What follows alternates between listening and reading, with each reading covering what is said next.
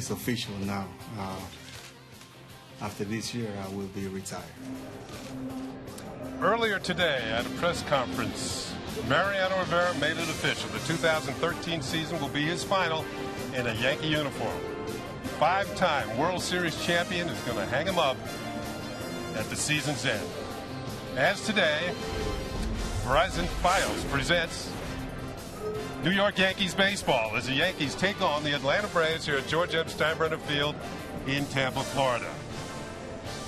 Hi, everybody. Ken Singleton along with David Cohen. And David Cohen making his debut this year. David, welcome to the Yes Telecast once again this season. I have a question for you. What was it like as a starting pitcher for the Yankees, knowing that you had Mariano Rivera in the bullpen waiting? Well, it was just automatic. I mean, there was such a comforting feeling, not only as a starting pitcher, but you talk to any manager who's ever had Mariano Rivera, they're going to tell you, wow. I mean, no Rolaids, no stomach pain. You know, it's all about Mariano. Boom, boom, boom. So efficient. Clearly one of the greatest of all times. In the argument, in the debate as the greatest, not only closer of all times, but maybe one of the most efficient pitchers, regardless of status, of all time. Speaking of pitching, let's check out a Verizon Fios pitching matchup for this afternoon. It's going to be Mike Minor, left-hander, on the mound for the Atlanta Braves. He's part of their rotation. He went 11-10 in 2012. Jose Ramirez, a youngster, will be pitching for the Yankees. Did his pitching last year right here in Tampa and went 7-6. Well, there's going to be another debut this afternoon here at Steinbrenner Field. The captain, Derek Jeter, will make his first appearance in a Yankee uniform. He'll be leading off and DHing for the Yankees. All coming up next, right here on Yes.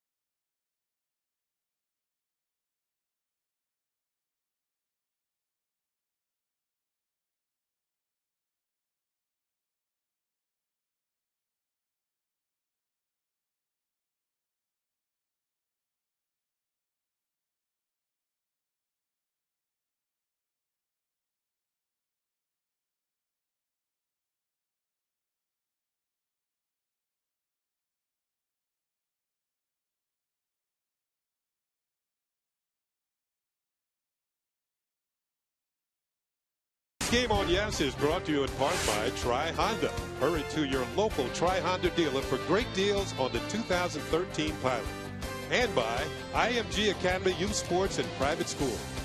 Become more at IMG Academy. Moments ago here at George M. Steinbrenner Field, ceremonial first pitch was thrown out by a Hall of Famer, an NFL Hall of Famer. That is Dan Marino, making the first ceremonial first pitch of the ball game to Goose Gossage, a Major League Baseball Hall of Famer. So how about that picture, Coney? Well, you know, the football's a lot heavier than a baseball. You can see a little short arm action there.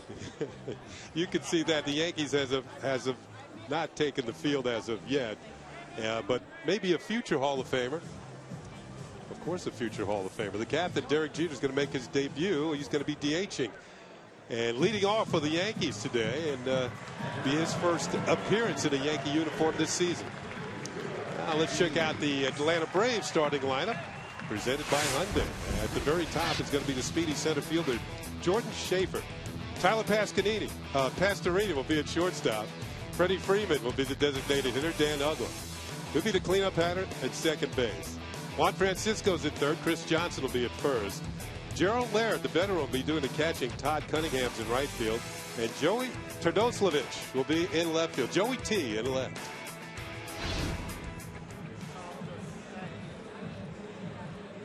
Look at the youngster.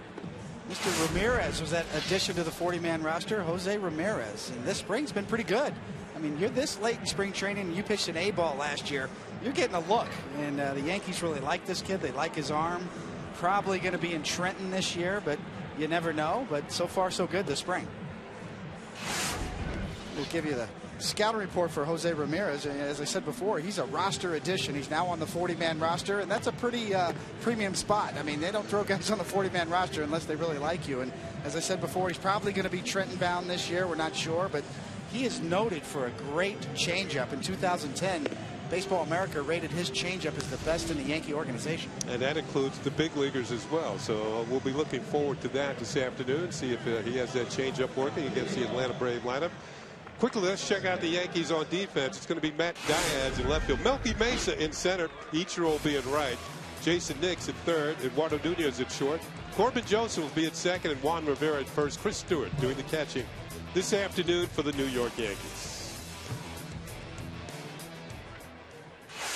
So 23-year-old Jose Ramirez, signed by the Yankees in 2007. Young man from the Dominican Republic. 6'3", 190 pounds. Here's his first pitch of the day, and it's swung on and missed. Strike one. There is Jordan Schaefer, who last year spent some time with the Houston Astros. That's what he's done so far this spring. And that pitch is in there for a strike, and it's 0-2. Schaefer trying to land a backup role, and he has the type of speed he can play all three outfield positions. The Braves are very well manned in the outfield. The Upton brothers and Jason Hayward. Swing and a miss. There's your changeup, and he struck out. 3 pitches, and he's done. What a great start for Ramirez. This is what you want to see from a young pitcher. 2 quick fastballs, and then there's that changeup we talked about in a perfect location. Great arm speed, good action, and down on an 0-2 pitch. That'll make a pitching coach smile. It's Yankee pitching coach Larry Rothschild speaking with Joe Girardi. Man, that was a great changeup, wasn't it? Here's Tyler Pastorini, and he takes the first pitch in there for a strike. 4 pitches, 4 strikes for Jose Ramirez. Pastorini having a good spring, hitting .393. And that one misses, a ball and a strike. Pastorini at shortstop. He's trying to land a utility role with the Braves. Andrelton Simmons is their everyday shortstop for Atlanta, but he's in the WBC. The pitch is foul back. He's playing for the Netherlands. Beautiful day here in Tampa. We'll check out the game time weather conditions brought to you by Toyota. 73 degrees, partly cloudy. In the Bronx, not so bad, 51 degrees, mostly sunny. Take that on opening day, 51 in the Bronx. I've been in many colder opening days than 51. That pitch is low, and it's 2 balls and 2 strikes on Pastorini. Chris Stewart, the veteran, doing the catching today for young Mr. Ramirez. 2-2 pitch is looped towards center field, and it's going to drop in for a base hit. So Pastorini's good hitting continues. He's up over 400 now this spring.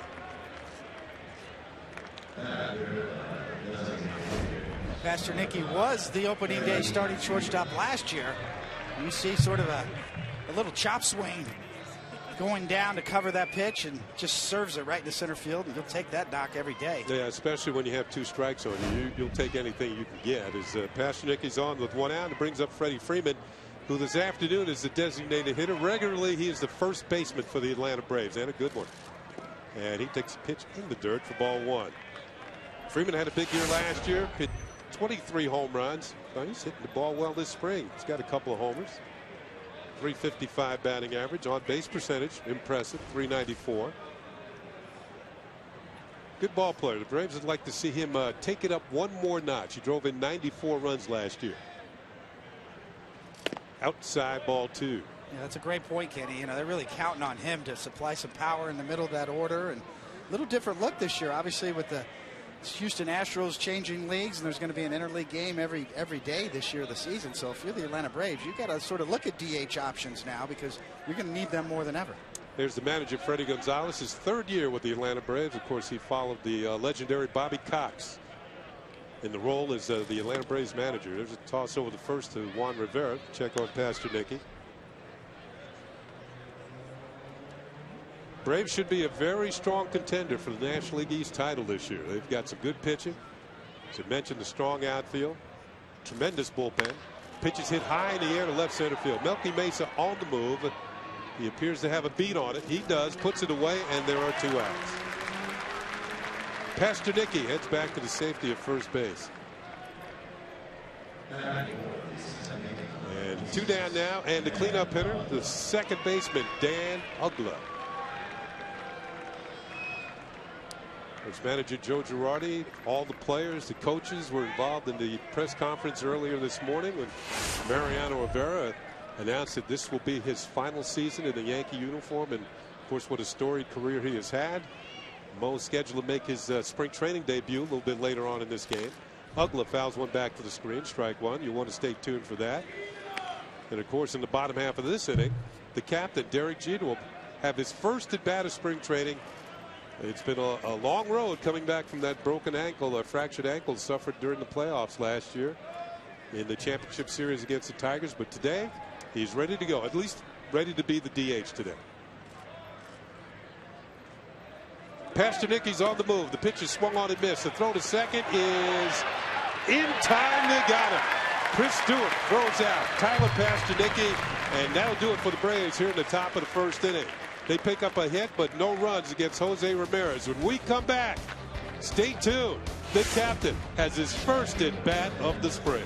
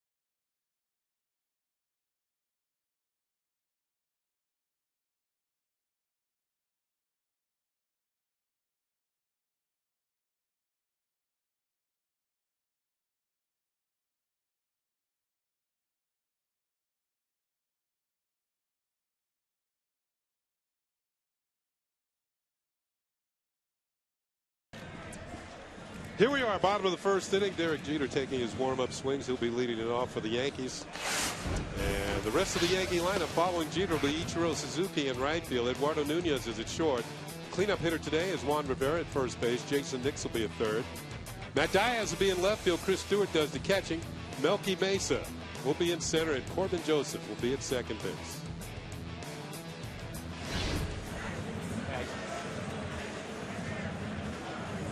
Jeter will be facing the left-hander Mike Minor. Well, as we said, it's been a long road. You know, when you think about what happened in the championship series, of course, the Yankees were swept by the Detroit Tigers.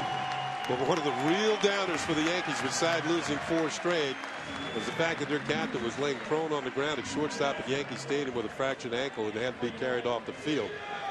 And it was certainly a sobering sight, because we all know what Jeter has meant to the Yankee fortunes over the years, and now he's back. His first at bat of the spring, facing the youngster Mike Minor. First pitch is hit hard and into left field for a base hit.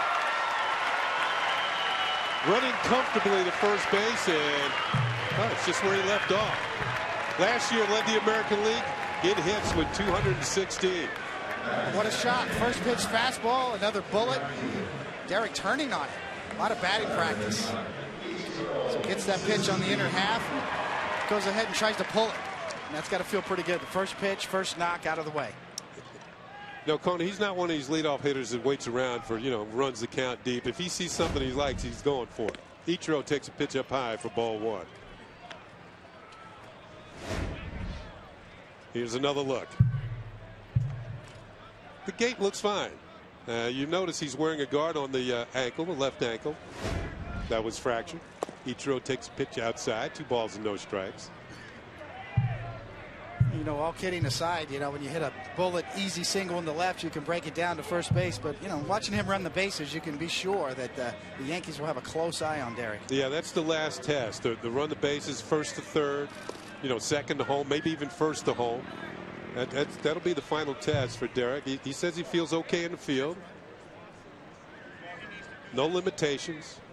Although today I wouldn't think he'd get much more than 2 at-bats. Ichiro bloops one foul over the Braves dugout into the seats for a souvenir. Now we talk about Derek and all the hits he's had. Ichiro, of course, has been a hit machine during the course of his career. That's what he's doing this spring, 412. So he's off to a pretty good start with the bat. Little number foul. The count moves to 2 balls and 2 strikes. I was doing a little reading about Ichiro last night, and I found that he had 49 games with 4 or more hits. It's the most of any active player.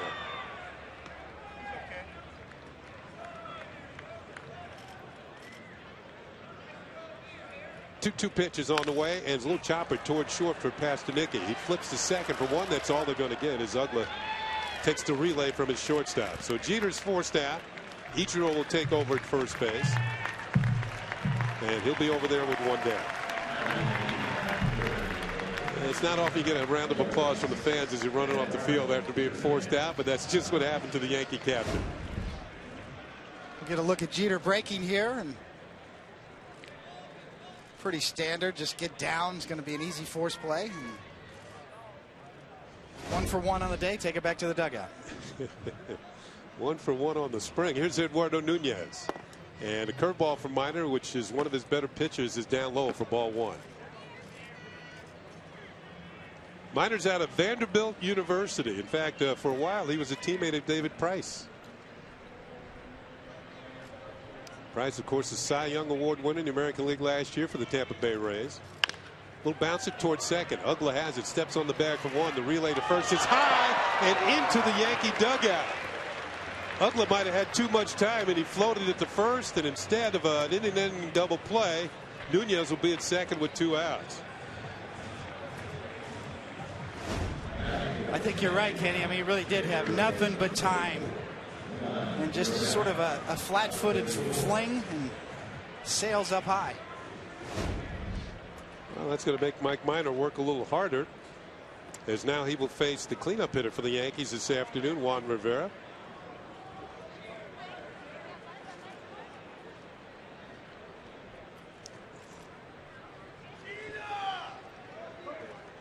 Takes one high for ball 1. Rivera at first today. He's got some versatility. Can play left and right field. Can also serve as a designated hitter. He's having a decent spring. Looking for his first run batted in the spring. And he's got Nunez out at second with 2 outs.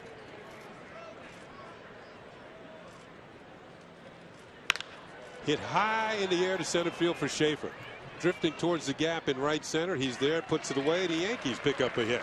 The leadoff single by the captain goes for naught. At the end of 1 here at Steinbrenner Field, there is no score.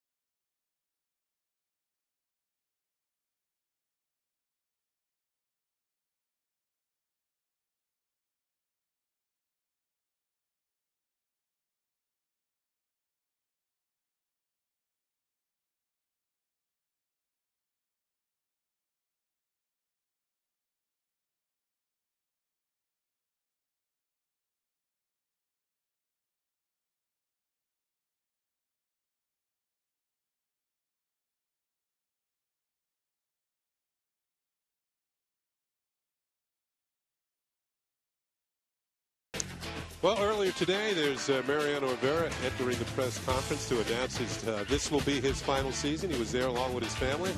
Did a little warm-up toss on the field. And finally, a salute to the camera, and there goes number 42. We will see him a little bit later on in this ball game as he will be making, as Derek Jeter did, his spring training debut. One hit apiece, no runs as we go to the top of the second. Dan Uggla was at the plate when Tyler Pastornicki was thrown out attempting to steal.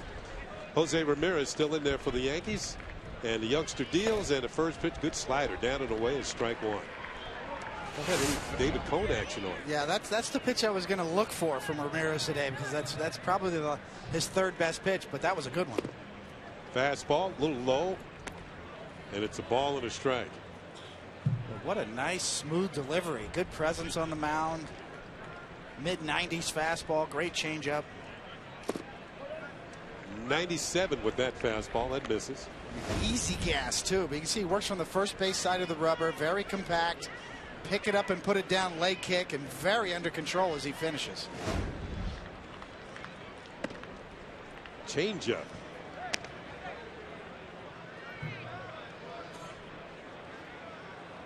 Good variety of pitches. Slider, fastball mid to upper 90s, and a changeup. That'll get everybody's attention.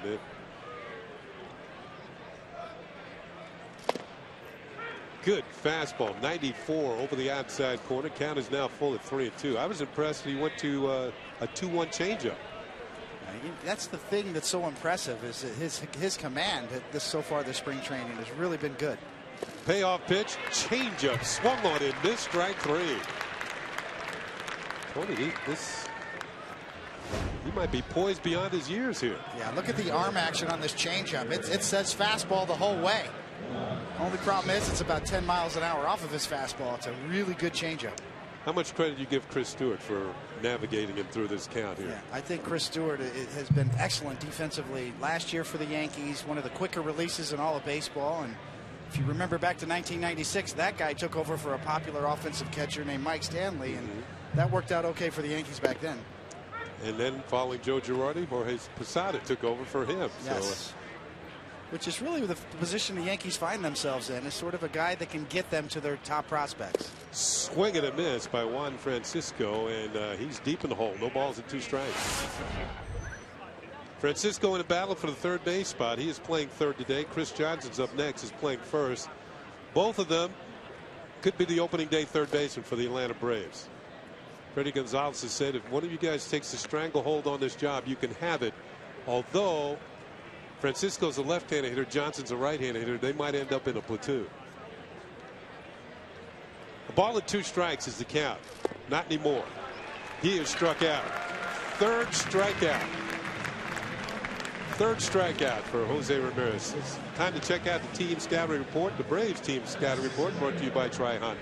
Yeah, well, you know, we talk about up the ante. I mean, that's obviously in reference to the 2 Upton brothers that were brought over. What a big smashing trade they made after signing B.J. Upton to a free agent contract, getting his brother Justin into the outfield. And it's going to be fun to watch. And obviously the post-Chipper Jones era as well. It's the first time in a couple of decades almost that Chipper Jones is not in uniform. And, you know, you look at the end of the games, they have the best bullpen in the major leagues right now. Pitch is fouled off by Chris Johnson. And you're speaking of Craig Kimbrell. Kimbrell is, you know, a dominant closer. All due respect to Hall of Famer Mariano Rivera, he's on a different level. But, you know, looking forward, wow, at the end of the games, you've got that guy. He's just a monster who dominates. Almost 16 strikeouts per 9 innings last year. Ball's hit in the air to center field for Melky Mesa, who retreats a few steps. He's there, makes a catch, an easy 1-2-3 inning for Jose Ramirez, who has struck out 3 in 2 innings. We'll be back with the Yankee half of the second.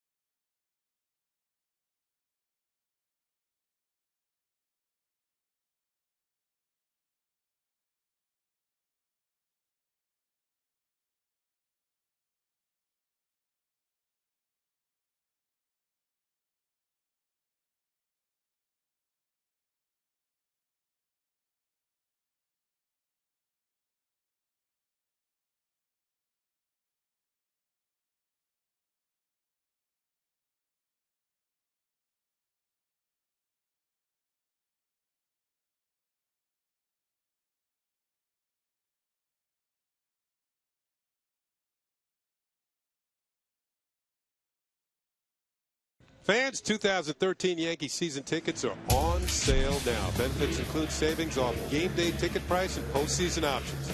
Season ticket plans are available on both a full season and partial season basis with various options that fit whatever you're looking for. Buy your season tickets today. Call 212-YANKEES or log on to Yankees.com. Yankees half of the second inning. No score here at George M. Steinbrenner Field in Tampa. Jason Nix will lead it off against the left-hander Mike Minor. And the first pitch from Minor is in there for a called strike. Nix, another versatile type player, played several positions for the Yankees last year, played them all well. Second, short, third, sometimes in the outfield. Curveball is a little low for a ball. Yeah, Nix was excellent last year. If you remember at the beginning of the season, it was Nunez who was going to be the super utility guy. Yeah. And that didn't work out, and they wanted him to go back to AAA, and they found Nix, and boy, he really was just a solidifying force for the Yankees, playing everywhere, outfield, infield.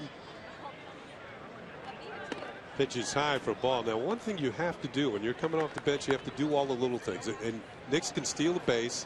He led the Yankees last year with 9 sacrifice bunts. And when your team is winning the close games, you need those little things to happen. And he's a man who could play little ball. Not thinking little ball here with 2 strikes. He fouls this one back, 1 and 2. But Joe Girardi was not hesitant to put the bunt sign on with him at the plate. Maybe so with some other players, but certainly not with Jason Nix. There's the Yankee manager along standing by right next to him, Hall of Famer Reggie Jackson. Another curve that's in the dirt, 2 and 2.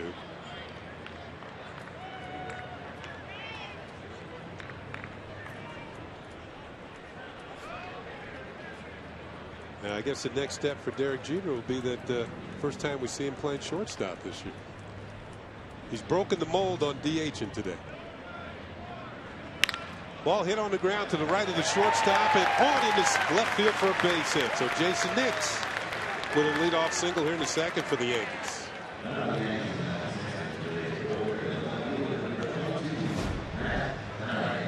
Good solid stroke. Looked like something off speed that he was able to roll over and get it in the hole. Jason Nix certainly not only solid defensively, but has had some good at-bats. Really in postseason last year, had some good at-bats for the Yankees when they were struggling collectively as a group. Former Brave Matt Diaz at the plate for the Yankees in camp as a non-roster player. Boy, chases a high fastball, strike 1.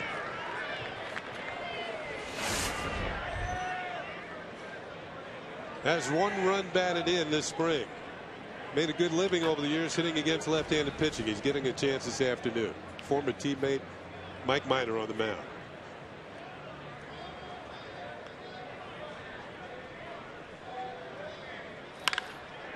This one's popped high in the air to straightaway center, and it's going to be Schaefer. And he's got it, 1 down.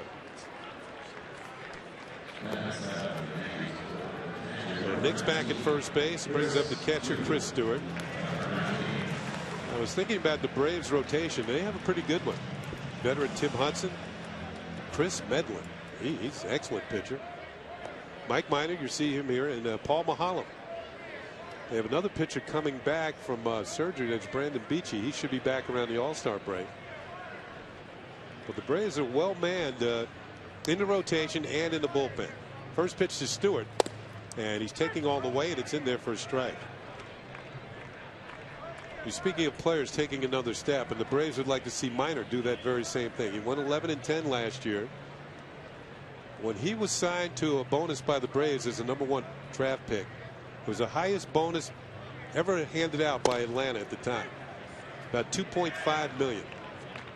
He's from a small town in Tennessee, Chapel Hill, Tennessee. He says they have 2 stoplights there. And he grew up a fan of the Atlanta Braves.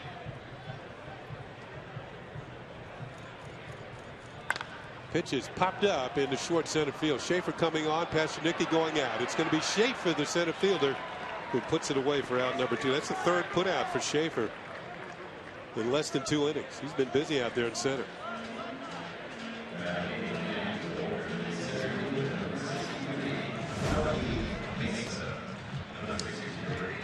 Center fielder takes control on the play. In fact, he's the captain of the outfield. And then whenever an outfielder calls, the infielder is supposed to break away from it. Easier play for the outfielder. Speaking of outfielder, Melky Mesa at the plate, who's trying to make a bid and make this team.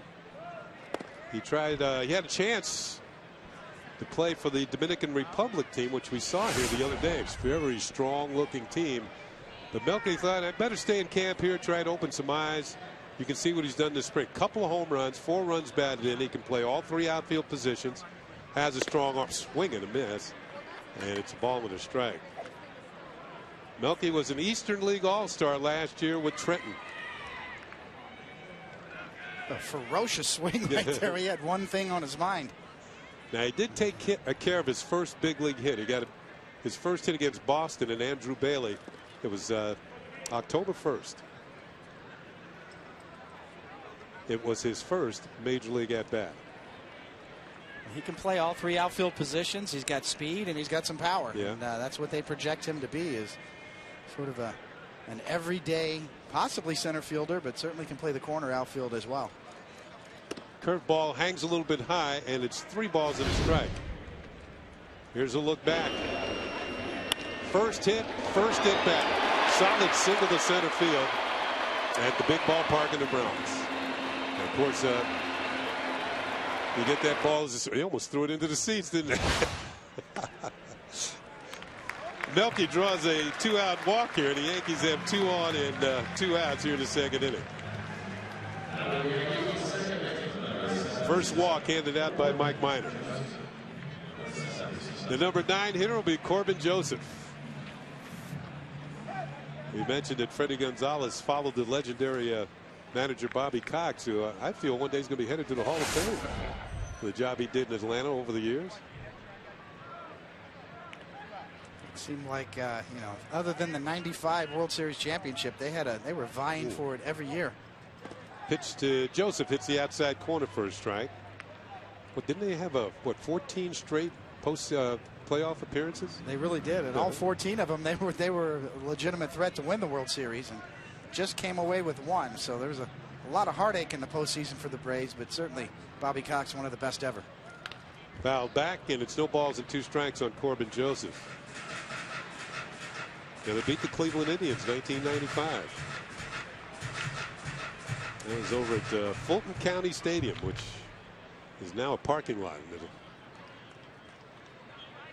Of course, Joe Girardi took over for Joe Torre here in New York. 0-2 the count on Corbin Joseph, and he checks a swing. Pitch breaks down and away for a ball. Jason Nix at second, Melky Mesa at first. Corbin Joseph, a 4th-round pick for the Yankees in 2008. Today playing second base. We also have seen him at third. Defense straight away for the left-handed hitter. Ball hit in the air to left field. This is going to have Todoslavich on the move. To the warning track, reaches out and makes the catch. Joseph gave that one a pretty good ride, but that's going to be it for the Yankees here in the second. Still no score here in Tampa.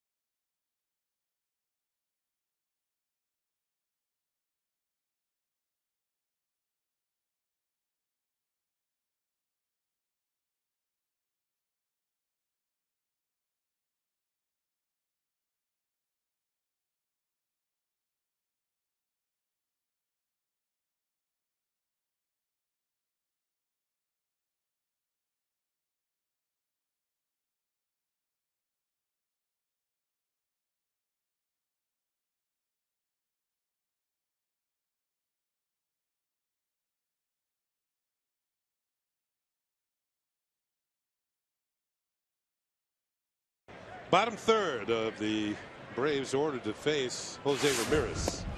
And the veteran catcher, Gerald Laird, takes a pitch downstairs, ball one. Laird was signed to back up Brian McCann, the all-star Braves catcher, who won't be back until May probably because of shoulder surgery, off-season shoulder surgery. And Laird will probably do the bulk of the catching as Freddie Gonzalez awaits the arrival of his all-star catcher, one of the best catchers, all-around catchers in the game. That pitch is high for a ball, and it's 2 balls and a strike. Laird last year in 63 games with the Tigers hit .282 with a couple of home runs and 11 runs batted in. Fastball over the outside corner, 95 miles an hour, 2 balls and 2 strikes.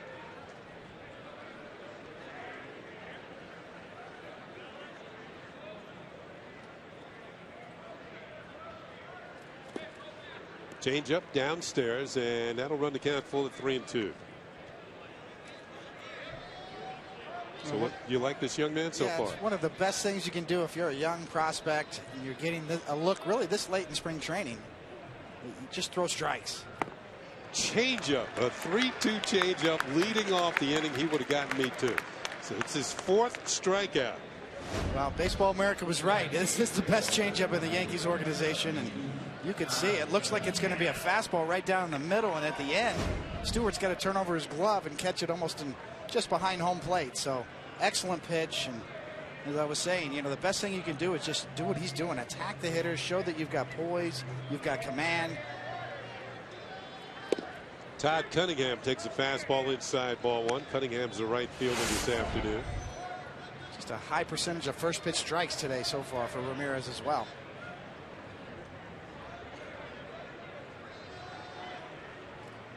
On the ground at first, knocked down by Rivera. He kicks it, picks it up, steps on the bag, and that is out number 2. Little adventure on that play, but the out is recorded. And that'll bring up Joey Todoslavich, the left fielder. You kind of wonder if Juan Rivera even had a first baseman's glove when he showed up in the spring. He's got one now. And it's serious because he's got a chance to be, you know, a part-time fill-in over there, and the Yankees need one. Looking for a right-handed bat. He'll fill out the order. Todoslavich swings and misses strike one. Batting 9th for the Braves today. Might be easier to call him Joey T, you think? Yes. Changeup swung on and missed. And here's the first one was a fastball about 92, 93. Then a changeup drops down 85, 86. And what happens to a hitter? You're in the rocking chair. You don't know whether to stay back or go forward. You're in between. Ground ball towards second. Joseph throws to first, and it's an easy 1-2-3 inning for Jose Ramirez, who's been very impressive. No score here in Tampa.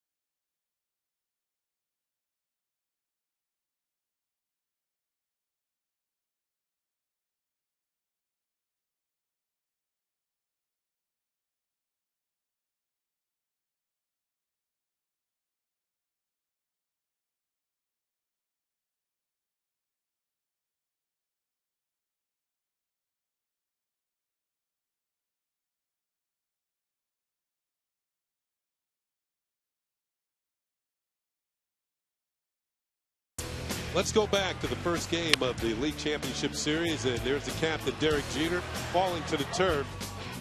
And it was found out later, once he was taken off the field and taken for x-rays, that he had fractured his left ankle. And then the process began to get him back and on the field, and today's the day. His first appearance in spring training and his first at bat. He only saw one pitch, and he lined it into left field for a base hit. And then was forced at second. He's taking here, and that pitch is in there for a called strike. So Derek's offseason certainly different than they have been in the past. Said one of the toughest parts was just sitting around. And if you're just tuning in, this is the first inning.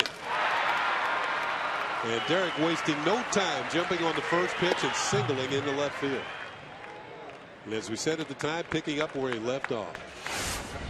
Right now the count is a ball and 2 strikes.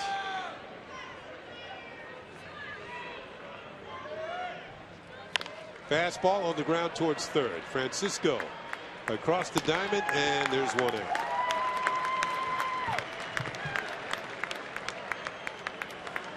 So Jeter is out number 1 here in the bottom of the 3rd inning. Well, you know he's not going to really test it at this point. He's just going to be nice and smooth and flow through. And this is not the time to sort of really try to re-aggravate your foot. Or beat out an infield hit, yeah. Yes, now's not the time to test it, but just a normal run down to first base, but not really pushing it. You think he's been instructed to do just that? I do. I would instruct him if I were the Yankees training staff, but Jeter's a veteran. He knows that there's plenty of time on down the road to really bust it and test that foot. Ichiro takes a curveball out of the zone, and the count evens up at a ball and a strike. Since 2001, this man has had 798 multi-hit games. That's the most in the major leagues. 2 more for 800. Yeah, you can't help but wonder with Ichiro coming to New York how rejuvenated he was last year, and kind of buried in Seattle for a couple of years, and what kind of year he's going to have this year. Motivated again. Fouls his pitch off.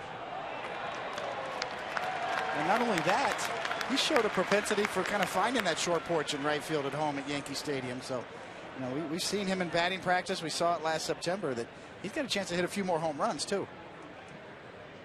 1-2 pitch, bounce over the mound and into center field for a base hit.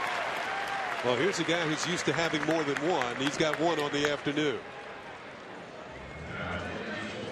Most hits since 2001. And there you see Ichiro Suzuki, followed by Derek Jeter, Albert Pujols, Michael Young, and Juan Pierre. So the Yankees have the 2 top hit makers since 2001. It's not even close either. No. Ichiro, a wide margin. Here's Eduardo Nunez, who forced Ichiro in the first inning. Ichiro's on the move, trying to make something happen. Laird's throw to second, nowhere near in time, and it's a stolen base. Of course, that's been a big part of Ichiro's game. Yeah, great jump. No hesitation at all. Easily beats that throw. And get used to it, because this is what you're going to see from this Yankees lineup this year with Brett Gardner back and Ichiro. It's going to be interesting to see whether they're both at the top of the lineup or they're split top to bottom, but you're going to see a lot more running this year. Pitch is a called strike, and it's a ball and a strike on Nunez. By the way, Ichiro stole 29 bases last year. So maybe not once the top base stealer he used to be, but 29 is a good total. He's a threat. Not going here. Up. The Braves have a pickoff move on. Or just a feint by the pitcher, Mike Minor. You can do that to second base, but you can no longer do that to third base this year. The rule change. Obviously, when a pitcher makes a move to first base, you have to throw the ball. You can fake it to second, but no longer third base. No longer that first to third Jeff Nelson move. Yeah, no more. Nelly's move's a thing of the past. Low and inside to Nunez, and it's 2 balls and a strike.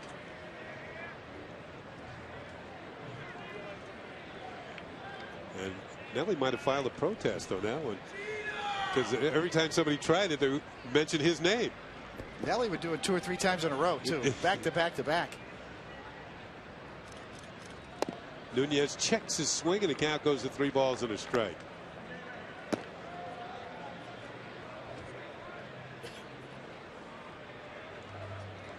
So Minor expected to play a major role for the Braves this year.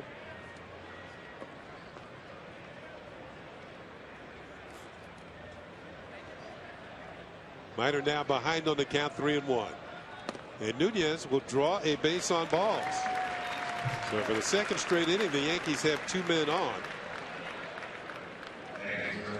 And that's the second walk handed out by Mike Minor. He has yet to strike a Yankee hitter out. Here's Juan Rivera. The Yankees would love to see Nunez do more of that. A little more selective. Get on base, take your share of walks, and utilize that speed that he has as well. Speaking of speed, plenty of speed on the bases with Ichiro at second, Nunez at first. There's one of those situations where you might see the runner at second. Just point, look, follow me. If I'm going, follow. Do not get left at the station.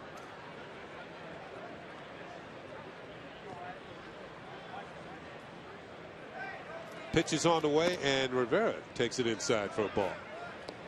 Minor's had trouble picking off that inside corner to the right-handed hitters today. Rivera's first time, he flied out to Schaefer in center.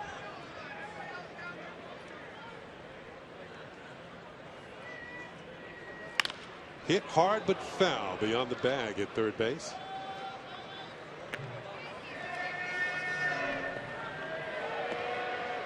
Rivera's had some pretty good years out on the West Coast. He's played for both the Angels and the Dodgers. His best year with the Angels, he hit 25 homers and drove in 88 runs. Last year with the Dodgers.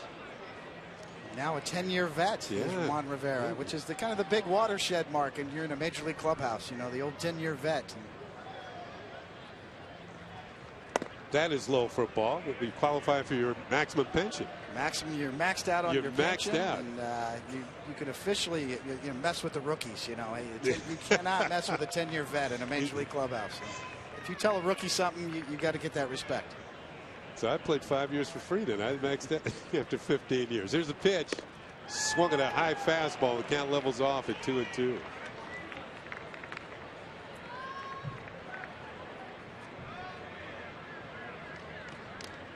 Yeah, it was a long, hard fight for those pension benefits.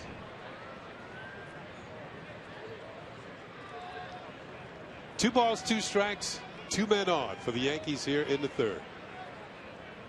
The runners are going. At least Ichiro is. Line drive to second. It's going to be a double play. Ugla makes the catch, flips to Pasternicki, doubles up Ichiro, and that's it for the Yankees here in the third. They leave a runner, no score here in Tampa.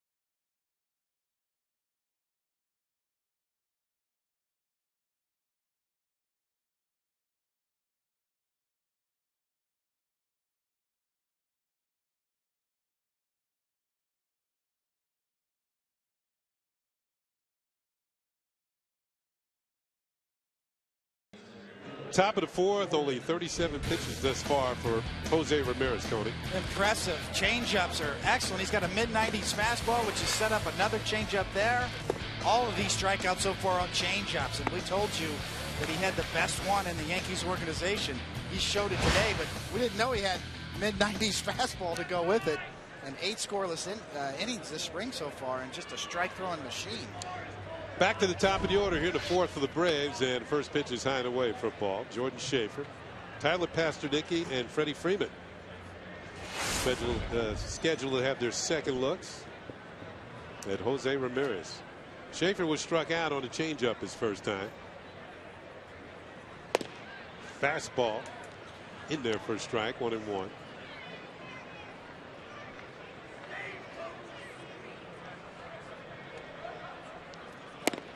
Two balls and a strike. I like the fact that he's not messing around out there. He's getting the ball, throwing it. He's on the mound ready right now, giving a sign. You know, he's waiting on the hitter. So you really got to like it. You know, we talk about the efficiency of Mariano Rivera. You know, in his great press conference today, where Kenny, as you said, the whole team sort of gathered around. Well, yeah, maybe Mr. Ramirez is taking a cue. I think Mariano's had such an influence on so many pitchers, not only in the Yankees organization but throughout baseball. You see a lot more pitchers throwing cutters now, but this is the formula. Not that he has the stuff that Mariano Rivera has, but on the mound, throwing strikes, attacking, very impressive so far. One thing I came away with during that press conference, Mariano, one of the things he said, and he'd like to work with the minor leaguers. He says the big league camp has all the old men. He wants to work with the young guys. 2-2 pitch. Changeup is outside. The count is run full at 3-2. It's kind of an underrated facet of the great Mariano Rivera, that he does love that, and he has talked to several young pitchers over the years. Actually, last year had a big influence on Soriano when he took over for him. 3-2 pitch hit in the air in right field, hit pretty well. Going back is Ichiro to the warning track and has it for out number 1. So Schaefer gave it a ride, but not far enough. That's been about the hardest hit ball off of Ramirez today. So 1 out, and Schaefer gives way to Tyler Pasternicki. 44 pitches there with 1 out in the 4th.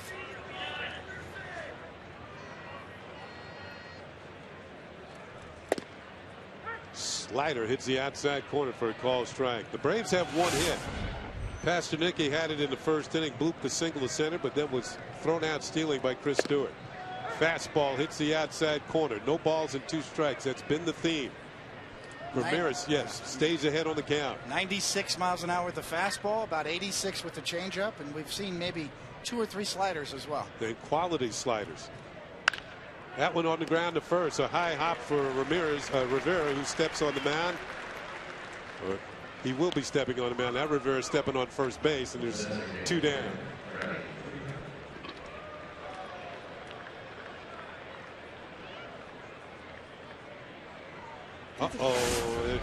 Looks like he's been looking at his finger, Ramirez, on the mound a little bit, and I think the Yankees training staff is going to take a look, and you can see that's blister areas right there, right on your index finger, and you may get a little hot spot there, and you know, it's not something you want to mess with, as Al Leiter can attest to with his problems with blisters over the years. And it's obviously talking about their fingertip right there. Now, how do you develop the blisters, David? Well, it's something that you throughout spring training, you've just got to build up some calluses on your release points on your fingers, and sometimes they get a little hot, or you can get a little fluid in there, or the beginnings of a blister starting up, and seems to be okay. He's told them that it's it's not something to worry about, but I think that's what brought the Yankees out of the dugout, is the fact that he keeps looking at it. 2 outs here in the 4th inning. This might be his last batter. Freddie Freeman up. Freeman flew out to center, and Freeman takes a fastball, and a good one, 95 miles an hour, just off the corner for ball 1. Do you ever have problems with the blisters? Occasionally, yes. This ball's hit well to right field. Ichiro is there. And Ramirez, most impressive, allows just 1 hit, 4 strikeouts through 4 innings. No score here at George M. Steinbrenner Field.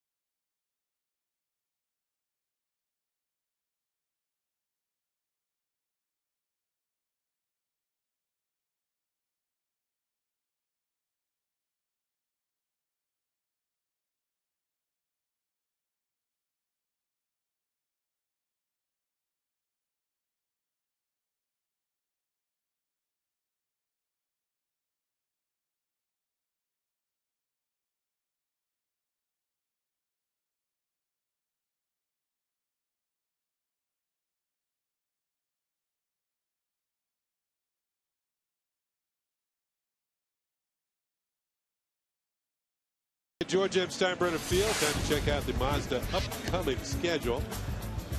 And we've got a game on Monday. It's Monday. The St. Louis Cardinals will be in. And then on Friday, make that Wednesday, it'll be the Philadelphia Phillies, a night game. That'll be on Yes. Then Friday, I got ahead of myself, Miami Marlins will be in. Take on the Yankees here at Steinbrenner Field. And then the 12:05 game the very next day, the Phillies are in. And you are looking at Mariano Rivera warming up. He should be coming in the top half of the 5th inning to make his spring training debut.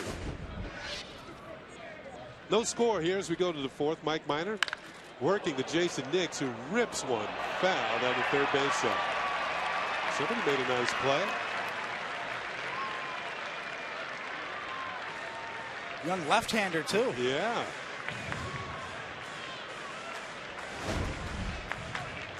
We're going to look with the backhand. Saving his parents too. Yeah. He didn't shy away. The dad was ducking. His brothers, older brothers at that. How about that? The big brothers were head down. The youngster was backhanding. That's why you bring a glove. You're going to sit in the front row, you bring a glove. 1-1 pitch on the way to Jason Nix, and he pops it up to the right side. Johnson drifts back now into fair territory. The ball falls. Nix to second and will hold on there. Looked like a routine pop-up. There isn't all that much wind here today, and certainly it's partly cloudy, so the sun wasn't a factor. But Dan Uggla and Chris Johnson got their signals crossed. Ooh. And to make matters worse, they had somewhat of a collision at the end of the play. So that's going to go as an error on the first baseman. And to give Jason Nix credit, or, you know, what he should have done, he hustled all the way to second. Here's Matt Diaz. First baseman gets the air. The second baseman gets the bruise in the chest. Diaz trying to lay down a bunt. Yeah, this is what you want to see. At first he's seeing, well, let me pick it up, make sure I get to second base. That would be the worst feeling in the world when that play happens and you're standing on first base. But Nix did pick it up as he sort of sensed that he better get going, and he winds up on second base as a result.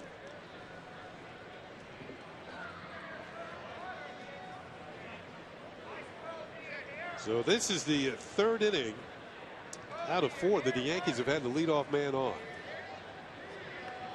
2 hits and now an error.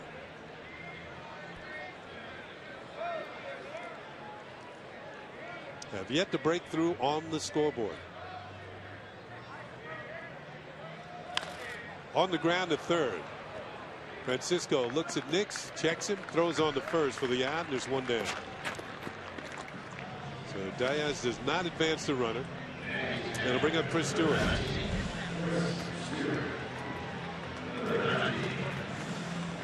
Juan Francisco to third baseman.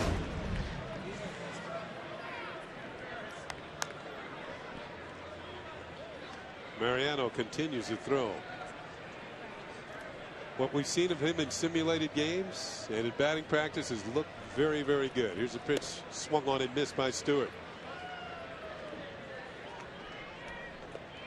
Stewart flied out to the center fielder Jordan Schaefer in the 2nd inning. Mike Minor has his pitch count up to 56. Curve, and it drops in neatly for a strike. Almost a 12-6 curveball, David. Yeah, he's got good stuff, you know. And you mentioned he was a teammate of David Price's at Vanderbilt. Boy, you didn't want to be a left-handed hitter back then playing that team. This guy and David Price, 2 tough lefties, and you know, Minor finished up with a flurry last year in September as well. He's 4-0 in September. That's upstairs for a ball. 2 balls and 2 strikes. Yeah, both Minor and Price pitched for Coach Tim Corbett at Vanderbilt. Not only 4-0 in September was Minor, but he had an 0.87 ERA. So a big finish in September and even bigger expectations this year. Fastball just missed the inside corner. 2 balls and 2 strikes. Of course, the Braves made it to the playoffs last year. They lost to the Cardinals, got knocked out in that one-and-done game. The Braves have not won a postseason series in 11 years. Curveball hit in the air to center field for Schaefer. Coming on, shows off his speed, calls off the right fielder, Cunningham, and makes the catch for out number 2. Second time that Stewart has flied out to center field. So Nix remains in second in scoring position, and that's going to leave it up to the youngster Melky Mesa. Mariano. Amazed at the way over the years he's been able to repeat his delivery time and time again. And he never lets him see him sweat either. Mesa drew a walk in the second. Tried to check, did he? Yes, he did. That's ball 1. It was that sharp breaking ball. We used to joke with Mariano back in the 90s. You know, Mike Stanton and Jeff Nelson we mentioned earlier, and say somebody put a mirror under Mariano's nose, see if he's breathing. You know, he's so calm all the time. Check his pulse. You know, I mean, that's Mariano Rivera, just as even keeled. And when you're watching him warm up down there, and all the minor leaguers are gathered around watching, you can see he's just going through the motions. He knows what he needs. There's nothing special to watch him warming up there, because a lot of times he'll save it till his last few throws, and he knows he's got 8 warm-up pitches on the mound. Ball 3. 3 balls and no strikes on Mesa, who's 1 pitch away from his second consecutive base on balls.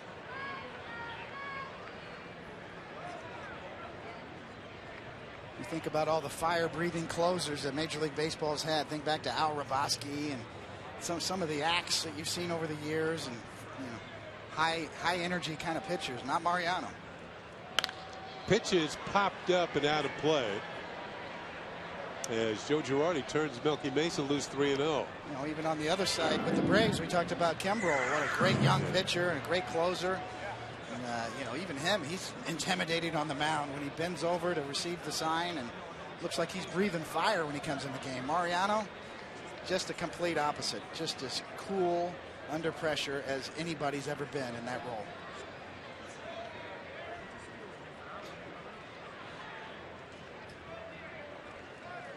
The 3-1 pitch is popped up, looked like a changeup, had him out in front. Johnson has no problems with this one. He puts it away and puts away the Yankee threat here in the 4th. There was an error. Yankees do not score. Get ready, folks. Mariano's coming into the ballgame.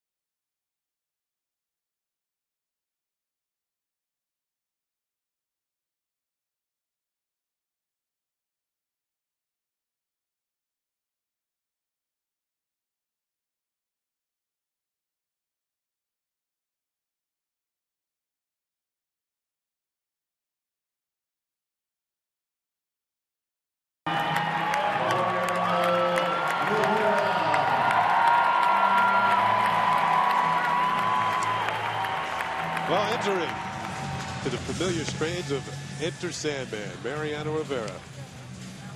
First appearance of spring training, and first appearance since last May when he injured himself in Kansas City, tearing the ACL. And you can see 608 saves, the most all-time, 5 World Championships, 1999 World Series MVP, 42 career postseason saves. That's a major league record. 12-time All-Star, entering his 19th season with the New York Yankees. And of course, earlier today, here at a press conference at the Pavilion right next door to Steinbrenner Field, he announced that the 2013 season will be his last. And after he retires, no other player in major leagues will wear the number 42. It's sort of like a victory lap nowadays, right? We saw it with Chipper Jones last year, where you go into certain ballparks and they give you gifts. First pitch, Uggla tried to check a swing, and he went around too far. Strike one. It's like a Mariano Rivera farewell tour this year. And can you imagine some of the gifts he's going to get around some of the ballparks? Huh? Can you maybe a chainsaw or do something with John Deere, or The 0-1 pitch, and that's maybe some wood putty to put some of those bats back together. Come up with some interesting concepts for gift giving for Mariano Rivera.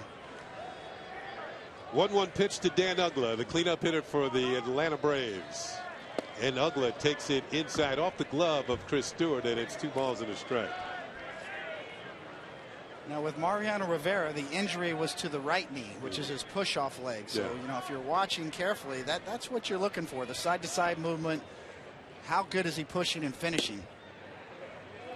3 balls and a strike. Now, you also have had an ACL injury in your career. I did. Mine was my left leg. I was a right-handed pitcher as well, so mine was my land leg, but it's that push-off leg, pushing off the rubber, that you're going to keep a close eye on. Ball is popped up. Should be an easy play for Corbin Joseph, the second baseman. Behind the bag, still on the skin of the infield, and he makes a catch for 1 out. Let's go back to that day in Kansas City. Batting practice of Jason Nix, and Mo takes a false step on the warning track at Kauffman Stadium and falls in a heap in left center field. I was working that game, and I saw there's Alex Rodriguez's reaction. Joe Girardi on the run out to center field, and immediately the Yankees crowded around, and I couldn't really tell who it was, but then the seas parted, so to speak, and I saw that it was Mariano, and I knew it was a serious injury once he was carted off. Here's Juan Francisco, and he'll take a pitch for a called strike. And today is his first time back on the mound in a game, albeit an exhibition game. Pitch is low and inside, and it's a ball and a strike to Francisco, who was struck out by Jose Ramirez his first time up.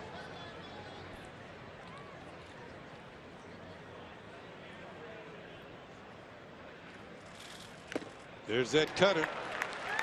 Swing and a miss, just boring in on the hands of a left-hand hitter. You can see that right push-off leg pushing off the rubber. It has a lot of strain on a knee, especially one that's that the anterior cruciate's been sort of repaired. Tried to pick off the outside corner and just missed with the backdoor cutter. It's 2-2.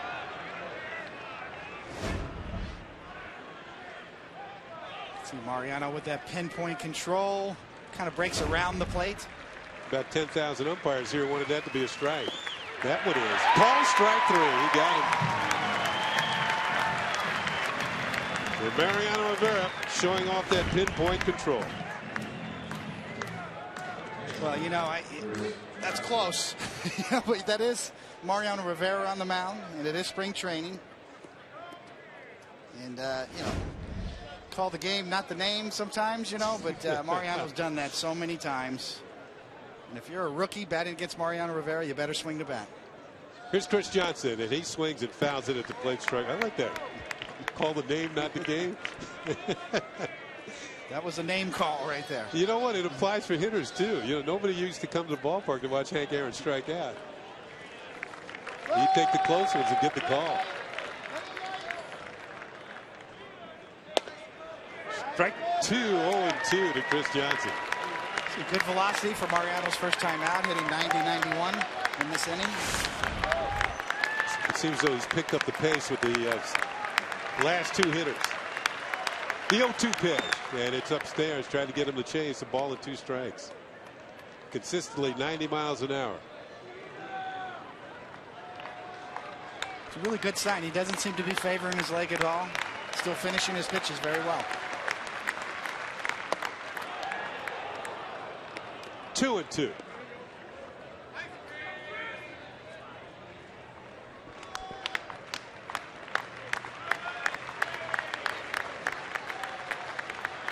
Of course, we're used to seeing this at the tail end of ball games. Pitch on the way, and there is call. Strike 3.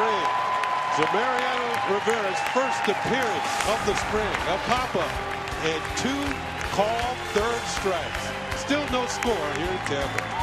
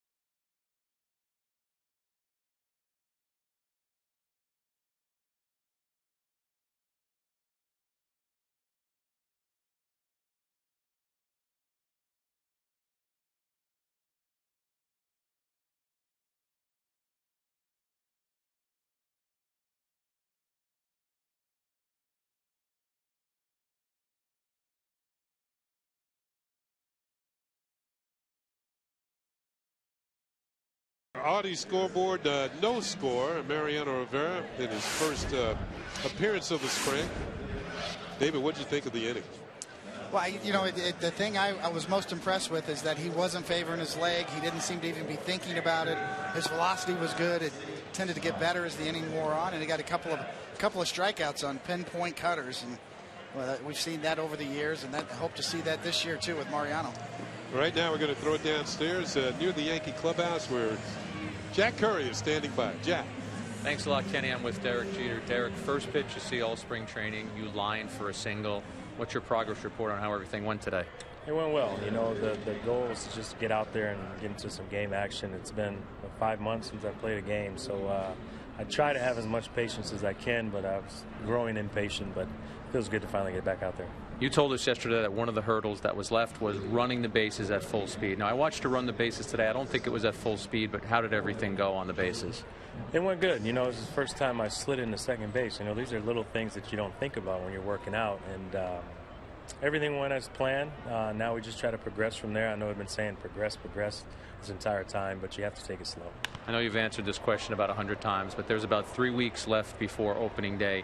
In your mind, no hurdles, no obstacles should get in the way of you being ready for opening day. No, I won't be ready for opening day.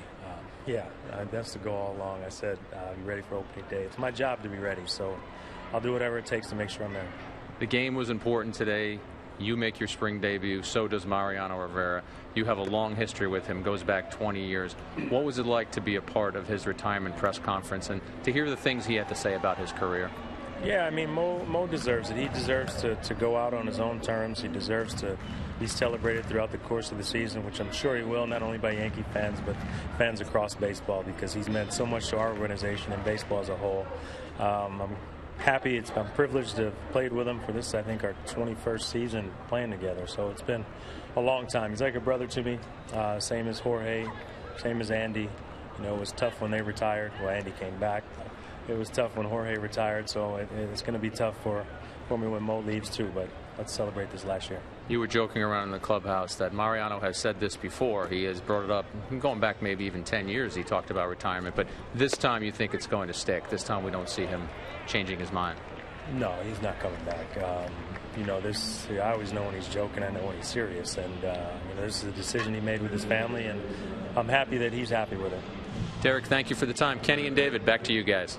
Thank you very much, Jack. The Yankee captain, Derek Jeter, who, like Mariano Rivera, made his spring training debut today. Jeter went 1 for 2. He singled and also grounded out the third. David, it's like they're putting the band back together today with Mariano and the captain showing up.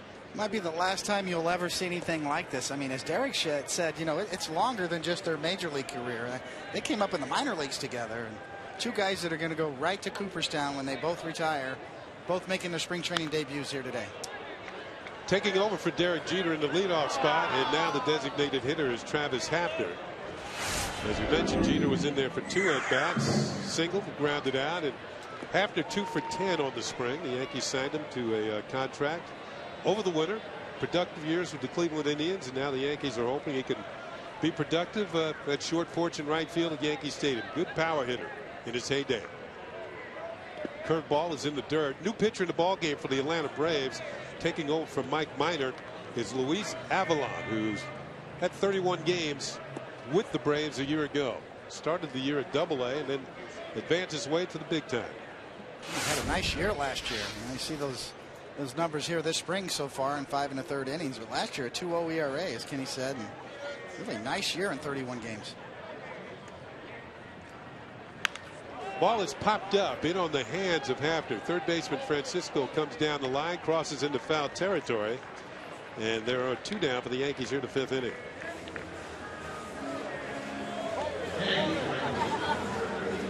So with 2 outs and nobody on, it'll bring up Ichiro Suzuki.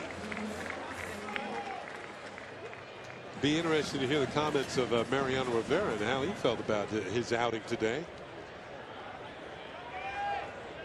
Looked pretty efficient. Yeah, it really couldn't have gone better for the Yankees today. Jeter with a hit in his first pitch, and Mariano with 2 strikeouts and a clean 1-2-3 inning.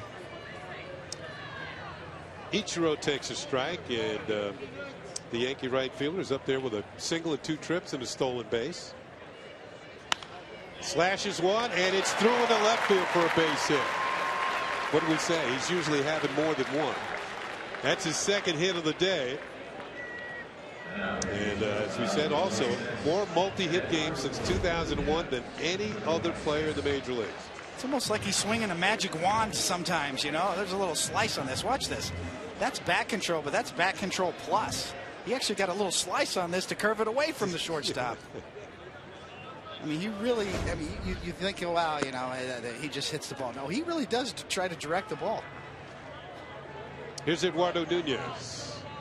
Reached on a fielder's choice and also drawn a walk, and he takes a pitch from Avalon for a strike.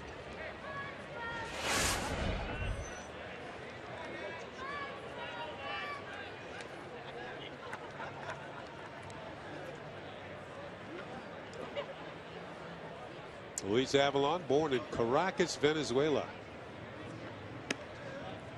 Venezuelan team ran into that Dominican team we saw the other day, and Robbie Cano had another big game. Yankees second baseman playing for his native Dominican Republic as Dominicans beat Venezuela 9-3. You know, what a powerhouse lineup they have. We talked a little bit about it before the game, Kenny. Dominican Republic just loaded. Ground ball towards second. Ugla backs up. Throws on to first for the out. The Yankees pick up a hit and nothing else. We're through 5. Here's Steinbrenner Field. All circles on the scoreboard.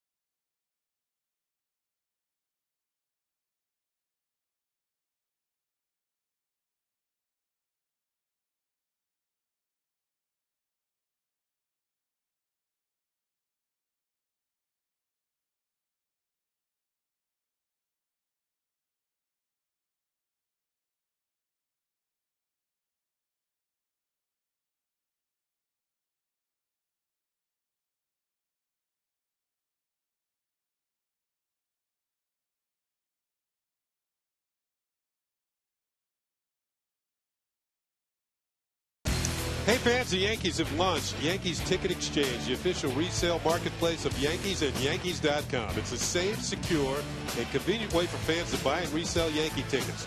For more information, visit Yankees.com/ticket exchange. 2013 Yankees. Yep.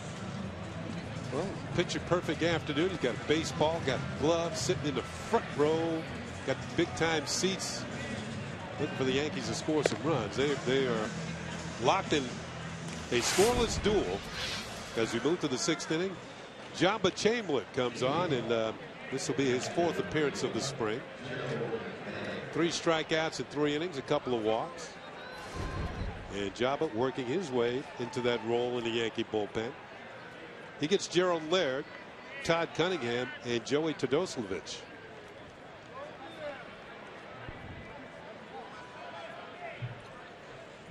Laird was a strikeout victim of Yankee starter Jose Ramirez. It was his 4th and final strikeout. Very impressive for the young man. And Chamberlain misses, ball 1. Ramirez went 4, gave up 1 hit with 4 strikeouts. Mariano Rivera came on, 1 inning, 2 strikeouts. That's high, ball 2. 2 balls and no strikes. You know, this year, Kenny, is the 35th anniversary of the '78 Yankee championship season. The year they came back and the 14 games down. Bob Lemon takes over for Billy Martin. 1978 Yankees. What an incredible year that was. And so dramatic. And I tell you what, Jamba Chamberlain today sporting a look. He could have played for the '78 Yankees with that mustache. Fitting right in 1978 with that look. You're talking Thurman Munson, Lou Piniella, ground ball to the left side. Jason Nix gloves it, throws it, and it's on the money for out number 1. Goose Gossage, he's here at camp as an instructor. Well, that's the Yankee rule. Nothing below the lip as far as facial hair goes. And that the Gator. That rule is still very much intact in Yankee land, as Hal Steinbrenner made perfectly clear in a Daily News article that he had recently. And Jamba well within the rules there, just the old school mustache. Now, did Greg Nettles wear a mustache back in the day? I think he did for a while. Of course, Reggie did.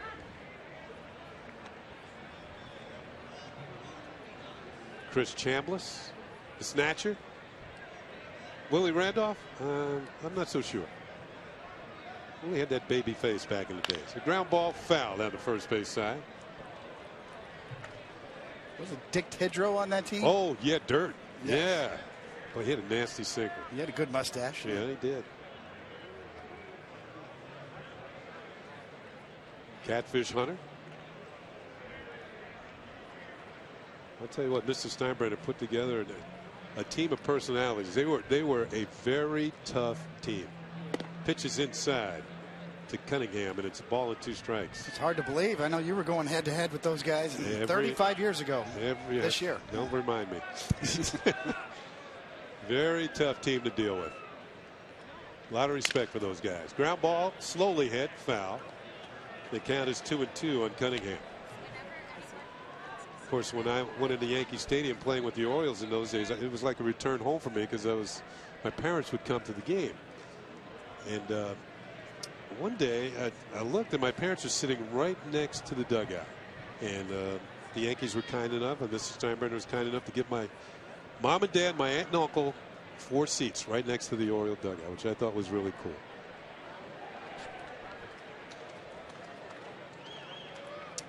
And he was so close to the dugout and so close to play that Doug DeCinces fell in my mom's lap while catching a pop-up. The 1-2 pitch, and it's fouled off. The Sensei was the Oriole third baseman. He followed Brooks Robinson. They sit so close, you can hear Billy Martin screaming at you, right? Little bench jockeying back then. Well, they certainly could hear Earl Weaver. You could sit in the bleachers and hear him. Rest in peace, Earl. The 1-2 pitch. On the ground, foul once again by Cunningham. There's Jason Giambi recently. Number 25. That's right. You know, Jason Giambi even admitted to dyeing that so it was darker and looked better. More menacing? Yes. And there's a 2013 version. Outside, and it's 2-2 to Cunningham.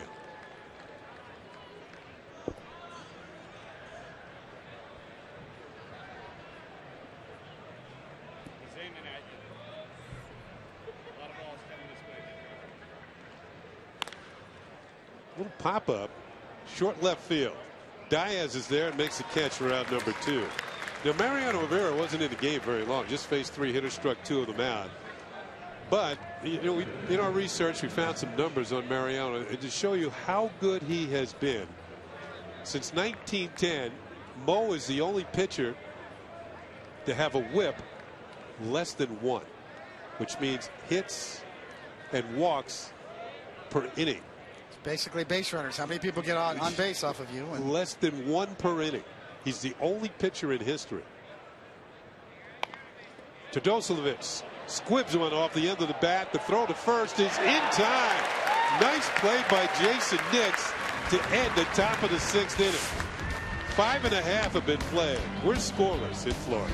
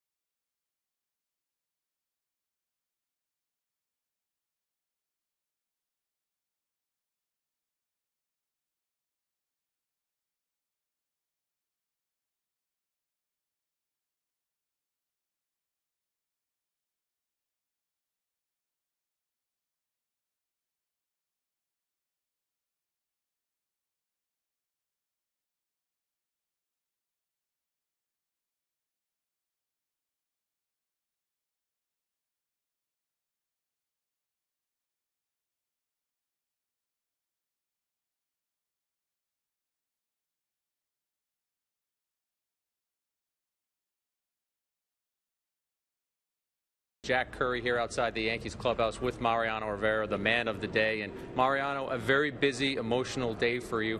How at peace are you with the decision to call 2013 your final year? Oh, I'm 100% in peace that calling this year the end of my career. You know what I mean? I have it in mind already. We discussed that. And that was the answer. So, I mean, I'm happy and peace with that. When you reflect on today, a day where all of your teammates attend the press conference, you have your family up there sitting on the podium, you come in and you throw a clean, scoreless inning, what are the things that are going to stand out for you? Everything, man. Overwhelming, Jack. I mean, but, you know, having my wife, my kids there, but have my whole teammates. The whole team was there. I wasn't expecting that. You know, I mean, Derek, Andy, Joe, a few coaches, but seeing the whole team, that was wonderful. To me, that was outstanding. I always will appreciate that. Now, it's a 5th inning spring training game in Tampa, which isn't 9th inning Yankee Stadium. But is there emotion as you come in today? Because all the fans know that they're starting to count down. This is the last time we're going to see Mariano doing these things. And you didn't disappoint. 2 strikeouts, a pop-out. Was that emotional at all for you? It was great. It was emotional, yeah. I mean, and I'm bad with that situations, you know, because I don't know how to react in situations like that.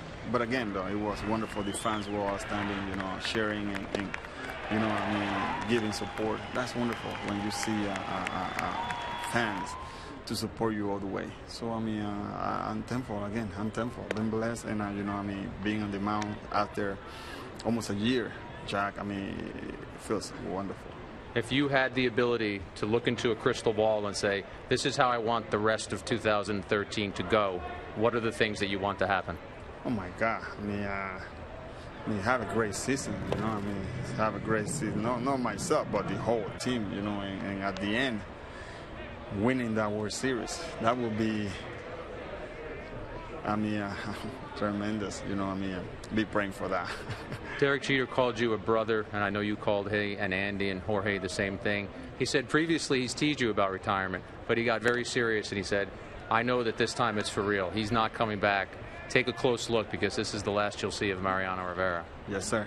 Yes, sir. You know, I mean, I met that. You know, I mean, yeah, they are my family. They're my brothers. You know, and you know, again, I always continue saying, you know, that I'm a blessed man because I mean, being able to play with players of the caliber of Derek Jeter, Andy Pettit, Jorge Posada, Bernie Williams, and the list is on and on and on. Long list, you know. But you know who I miss? I miss the boss. I wish that the boss was here, you know. But yeah, but it would have been wonderful if he was here. What do you miss about him? Everything, you know, his love, passion, and determination for the game. You know, the way he went to his business, the way he treated us. You know, I mean, always just put on us the winning factor. You know, the winning factor for him was everything, and that's what I miss about him. It should be meaningful to Mariano that George Steinbrenner's son, Hal Steinbrenner, said that you typify what they want Yankees to be. So even though Mr. Steinbrenner is not here, the Steinbrenner family said you carry on that Yankee legacy. Yeah, and to me, you know, that's prestige and honor and pride. And, you know, thank God that I have carried the pinstripe with honor and pride for my whole career, and I will continue to the end. That's Mariano Rivera. We'll be back with more Yankees baseball after this.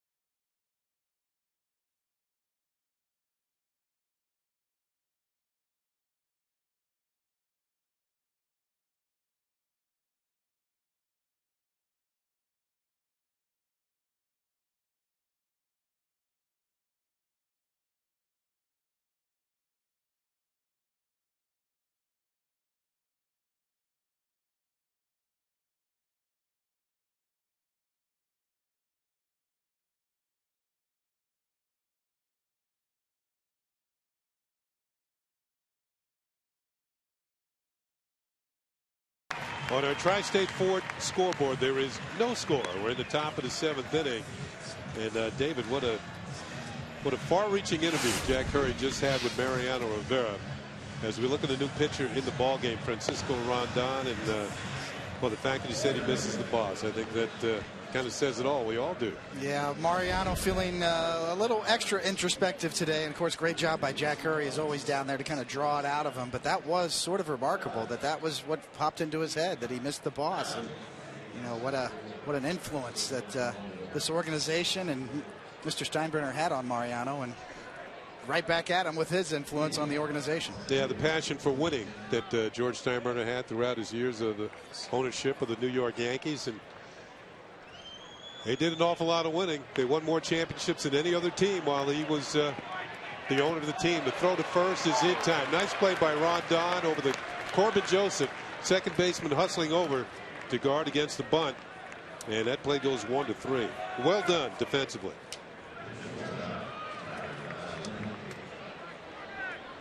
Right now, we want to welcome the manager of the New York Yankees, Joe Girardi. And Joe, kind of a very special day here at Steinbrenner Field, starting with the press conference, and Mariano with some very poignant words this morning. Yeah, I thought he did a tremendous job. And, you know, I think we've all known that this day was going to come. But he's been so good. You know, we never knew when, you know, he would decide that enough is enough. But he has talked about this will be his last year. And, you know, I was really impressed how he talked about how he wanted to lend knowledge to the young kids that were in the minor leagues. Fly ball to left center field on the run. This one's going to split the gap and roll all the way to the wall. On his way for third. The throw is not in time, and it is a triple for Pasternicki. So a runner on third with one out. Joe, you know, one thing that Mariano talked about today, he talked about just the pride of being a Yankee. And I think that shows you what he felt about his own teammates, about the organization itself. Yeah, you know, he talked about how fortunate he was to keep one uniform on the whole time he played in the big leagues, and to be a Yankee, and how much he enjoyed it and how much he respected putting on that uniform and the people that came before him. It was an impressive press conference.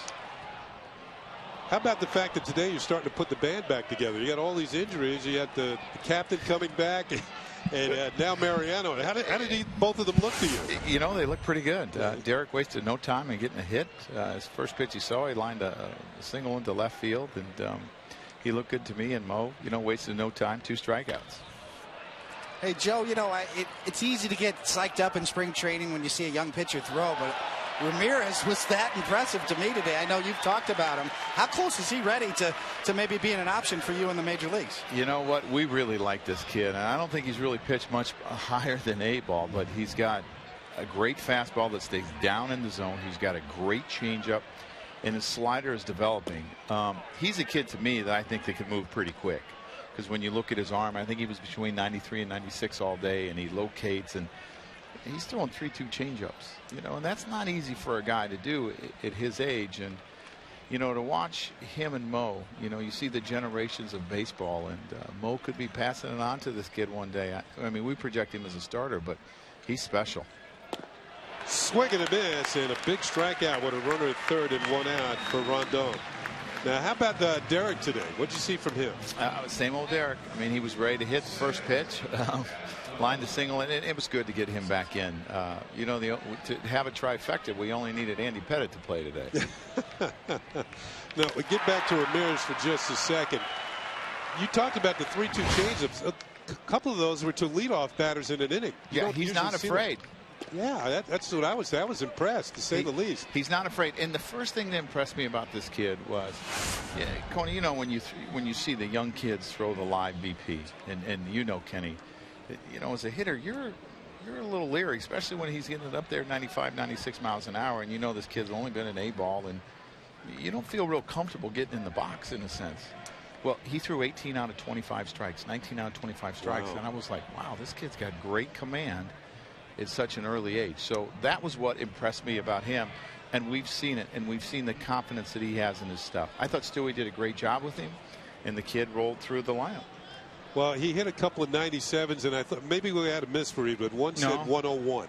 Well, I hope that's true. That's all right. It's not a misread in my mind now. I like it. And it seemed like he maintained his velocity, which is good. We went out there because he had a little cut on the top of his pinky. He must have scratched himself when he threw a pitch, but oh boy. Little blooper to center field. Going back is his shortstop, Maruzak. That's going to fall in. The Braves are going to take the lead on a broken bat single by Dan Uggla. That puts him ahead 1-0. Now, Joe, what I liked about Ramirez, too, is that he's very steady. His pace was not messing around out there. No, and you like that in a starter. When you can get starters to work quickly, the fielders love playing behind them. It keeps them involved, and I think it actually helps your offense, too. When you're standing out there a long time, the game drags, and players don't like that. So his pace, everything he did today was very good. Now, do you have any idea where he might be headed after spring training? No, I don't. You know, those decisions aren't left up to us. You know, you think about natural progressions, but he's special. There's no doubt about it. He's got a chance to be real special. So you're not going to lose his number then? No. The Braves have broken through here in the 7th inning, taking a 1-0 lead. His ground ball to second, and Josephs will handle it. That's going to do it. Joe, thanks for being with us. Very productive day for the Yankees. Yes, it was. Yep. Thanks, guys. All right. At the end of 6.5 innings, the Braves have the lead 1-0.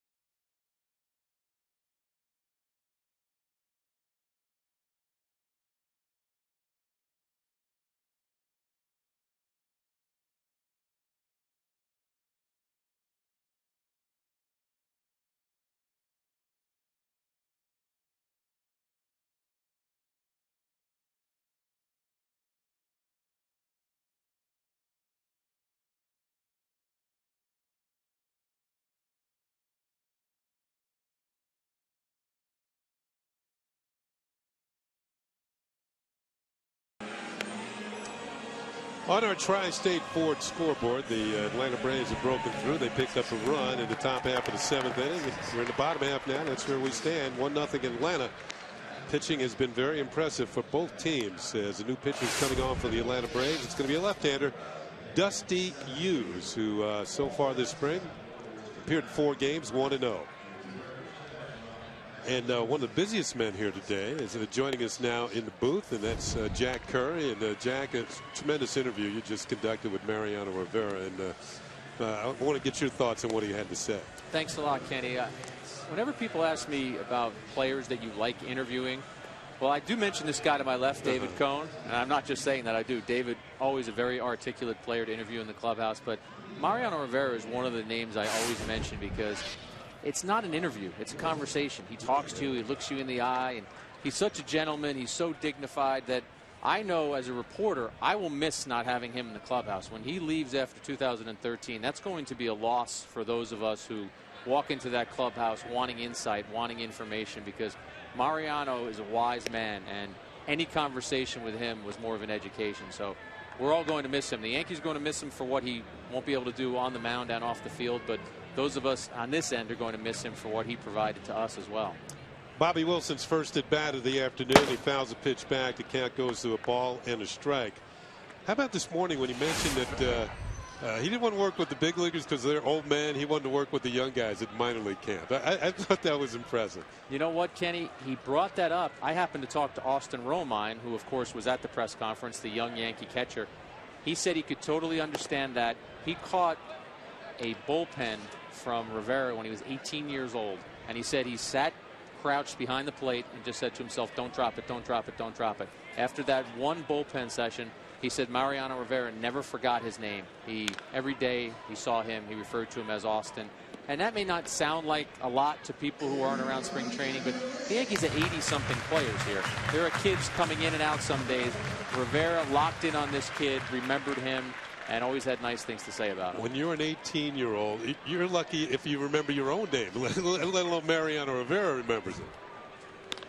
Wilson lifts a fly ball to short center field. Schaefer is there, and he will make his 4th put out of the afternoon. There's one out here in the 7th inning. Yeah, that's kind of the opposite of Ricky Henderson, right? He still doesn't know guys. Now, you talked to several people in the clubhouse about Mariano today, and you know, one of them was another great Yankee closer, Goose Gossage. Goose Gossage was asked if he ever gave Mariano Rivera advice, and he started laughing. He said, advice? He said, this is one player who didn't need my advice. And he talked about remembering 95, and David, you could speak to this a lot better than I or Goose, but he remembered what Rivera gave the Yankees at the end of 95 and then how he was used in a situation against Seattle and got out of a jam. And Gossage said from that little bit, he saw something that made him think, wow, the Yankees have a pretty special pitcher here. Well, Goose Gossage certainly knows his relief pitchers, and you get the feeling that once this year is done, 5 years hence, that Mariano will be making that speech at Cooperstown. He'll join Goose Gossage relievers in Cooperstown. You know, that's an interesting thing to hear from Goose, because we've heard Goose say in the past, you know, that it's not fair to compare his era to Mariano's era. You know, Mariano basically 1 inning. But in that 96 season, he was very much like Goose Gossage. So, you know, 2 and 3 inning appearances, and even though he had John Wetland to back him up. But, you know, if asked, Mariano Rivera could have done it in the 70s. He could have been Goose Gossage-like in 3 inning and 4 inning saves. But it's just more of the difference in the era, really, than ability or anything else. I think you got to remember that when Mariano first came to the Yankees, they thought he was a starting pitcher, and eventually worked his way into the bullpen and eventually to the closer. And you know, of course, it's worked out to be what will be a Hall of Fame career. Heathcott hits a fly ball to right field. Cunningham will make the catch for out number 2. I think David raises a great point, though, Kenny. You line up the Mariano career and we see what he's done in the postseason. But that 96 season sort of stands on its own for what he gave Joe Torre and what he gave that team. We know what he's done in postseason. Those numbers will never be matched. No one is ever going to come close to touching those numbers. But I look at what he did in 96 and how I remember writing for the New York Times at the time, and I used this line over and over. The Yankees turned a major league game into a little league game. The games were over after 6 innings, because if they had a lead, you were going to get 6 outs from Mariano that were usually clean outs. And then Wetland might make it a little interesting in the 9th, but they had such a 1-2 punch, and that was the launching point for Rivera. This is Ronier Mastillier, and he hits one well to right center. This ball's going to find the warning track as Jordan Schaefer picks it up. Mastillier to second, on his way to third. Here's the throw, and he's in with a 2-out triple. The first Yankee to get as far as third base today. The Yankees like this guy because he can really swing the bat. Yeah, we talked a lot about Mastillier this spring, and now all of a sudden getting a lot closer look. Drives that ball into the gap and shows some wheels. I mean, he's not known for his speed, but he can play all over the field. But one thing he can do is swing that bat, and that is his forte. Yeah, he hit 302 spots in the minor leagues last year, AA and AAA. And now the lineup will turn over, and Travis Hafner will come to the plate. Now, Stick Michael, he's been around a long time in the Yankee organization, and certainly knows his players as well as anybody. And you had a chance to talk to Stick Michael, too. And he goes all the way back to when Mariano Rivera had elbow surgery. And Stick remembers this quiet kid who the Yankees were still trying to figure out what they had. Stick remembers accompanying him to some of his doctor visits and just how quiet Mariano was, but also how comfortable he was and how confident he was.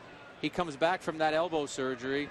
Before you know it, in 95, he gets a taste of the major leagues with the Yankees. We talked about 96, but the thing if I've had 500 conversations with Stick Michael about Mariano Rivera, in all 500, he's talked about Rivera's ability to repeat his delivery and how that set him apart from so many other pitchers, because you run a videotape of him from '96 and then you do it from this outing today. He repeats his delivery every time. Now, David and I, you bring up the ability to repeat your delivery. Now, David and I looked it up before the game. He has averaged less than 1 wild pitch per season. And we've seen some pitchers, they get 10, 15, 20 of them during the course of a year. It is amazing to go up and down the accomplishments of Rivera. The fact that he did it for the bulk of his career with 1 pitch. I heard you guys talking earlier about his whip being under 1, which is just insane that he allowed less than 1 walk or hit per inning pitch. We say it, and it's almost a throwaway line, but there never will be another closer like this guy. No one is going to be able to accomplish the things that he did. Yeah, he's way up here on the top of Mount Everest, and everybody else is trying to get maybe to the base of the mountain. 2-2 on Hafner, and he takes a pitch outside. Yankees have the tying run at third base. The count is now full on Travis Hafner, 3-2. You put it this way, you know, with Mariano Rivera, you can't teach that style. You wouldn't teach a closer to throw 1 pitch. You know, you would always be, it would be more conventional. Where's your slider? Where's your secondary pitches? With Mariano Rivera, he's a trailblazer. You know, nobody even thought about that he could get away with that this many years, but nobody would try to teach it again either. It's just kind of a one and done type style. 3-2 pitch is a little bit low, and Hafner draws a base on ball. So the Yankees have runners at first and third and 2 outs. Now, did I read somewhere that early in Mariano's career the Yankees came close to almost trading him? Did I read that? Well, I'm sure his name came up in trade rumors, but the bigger thing is he wasn't protected in the expansion draft, and one of those teams could have grabbed Mariano Rivera. So imagine if that had happened, if the Rockies or the Diamondbacks grabbed Mariano Rivera because the Yankees didn't protect him. If you looked at some of the players they protected at the time, guys like Charlie Hayes and veterans who were kind of more toward the end of their career. But yeah, Stick Michael, I'm sure, was asked about Rivera, but very, very smart not to trade him. Here's Thomas Neal's first at bat, and he takes a pitch downstairs for ball 1. I think it might have been a Felix Fermin deal. I think it was Seattle. The Yankees were looking for some infield help, and I think Rivera's name might have come up. And it came very close, Kenny, because that was the infancy of Derek Jeter, and they weren't sure what they were going to get from Jeter. And that goes back to the story where Joe Torre said, hey, listen, we're going with this kid. But yeah, you're right. Rivera's name was definitely there, and the Yankees were very smart to hang on to this guy. Now, I think that the Yankees, or not only the Yankees, but no other team had won a World Series with a rookie shortstop, and that was the thinking at the time. But of course, the Yankees did win the World Series.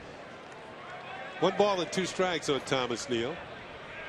How about Jeter and Rivera and the link between those two, going all the way back to the early 90s, 92, 93 as minor leaguers, and we all think it started in 95 and then really kicked in 96, but they actually go back even later than that. Swing and a miss, strike 3 on a changeup. Jack Curry's going to stay right. Don't go anywhere, Jack. You're going to stay right here. We'll be back with the top of the 8th. 1-0 Atlanta.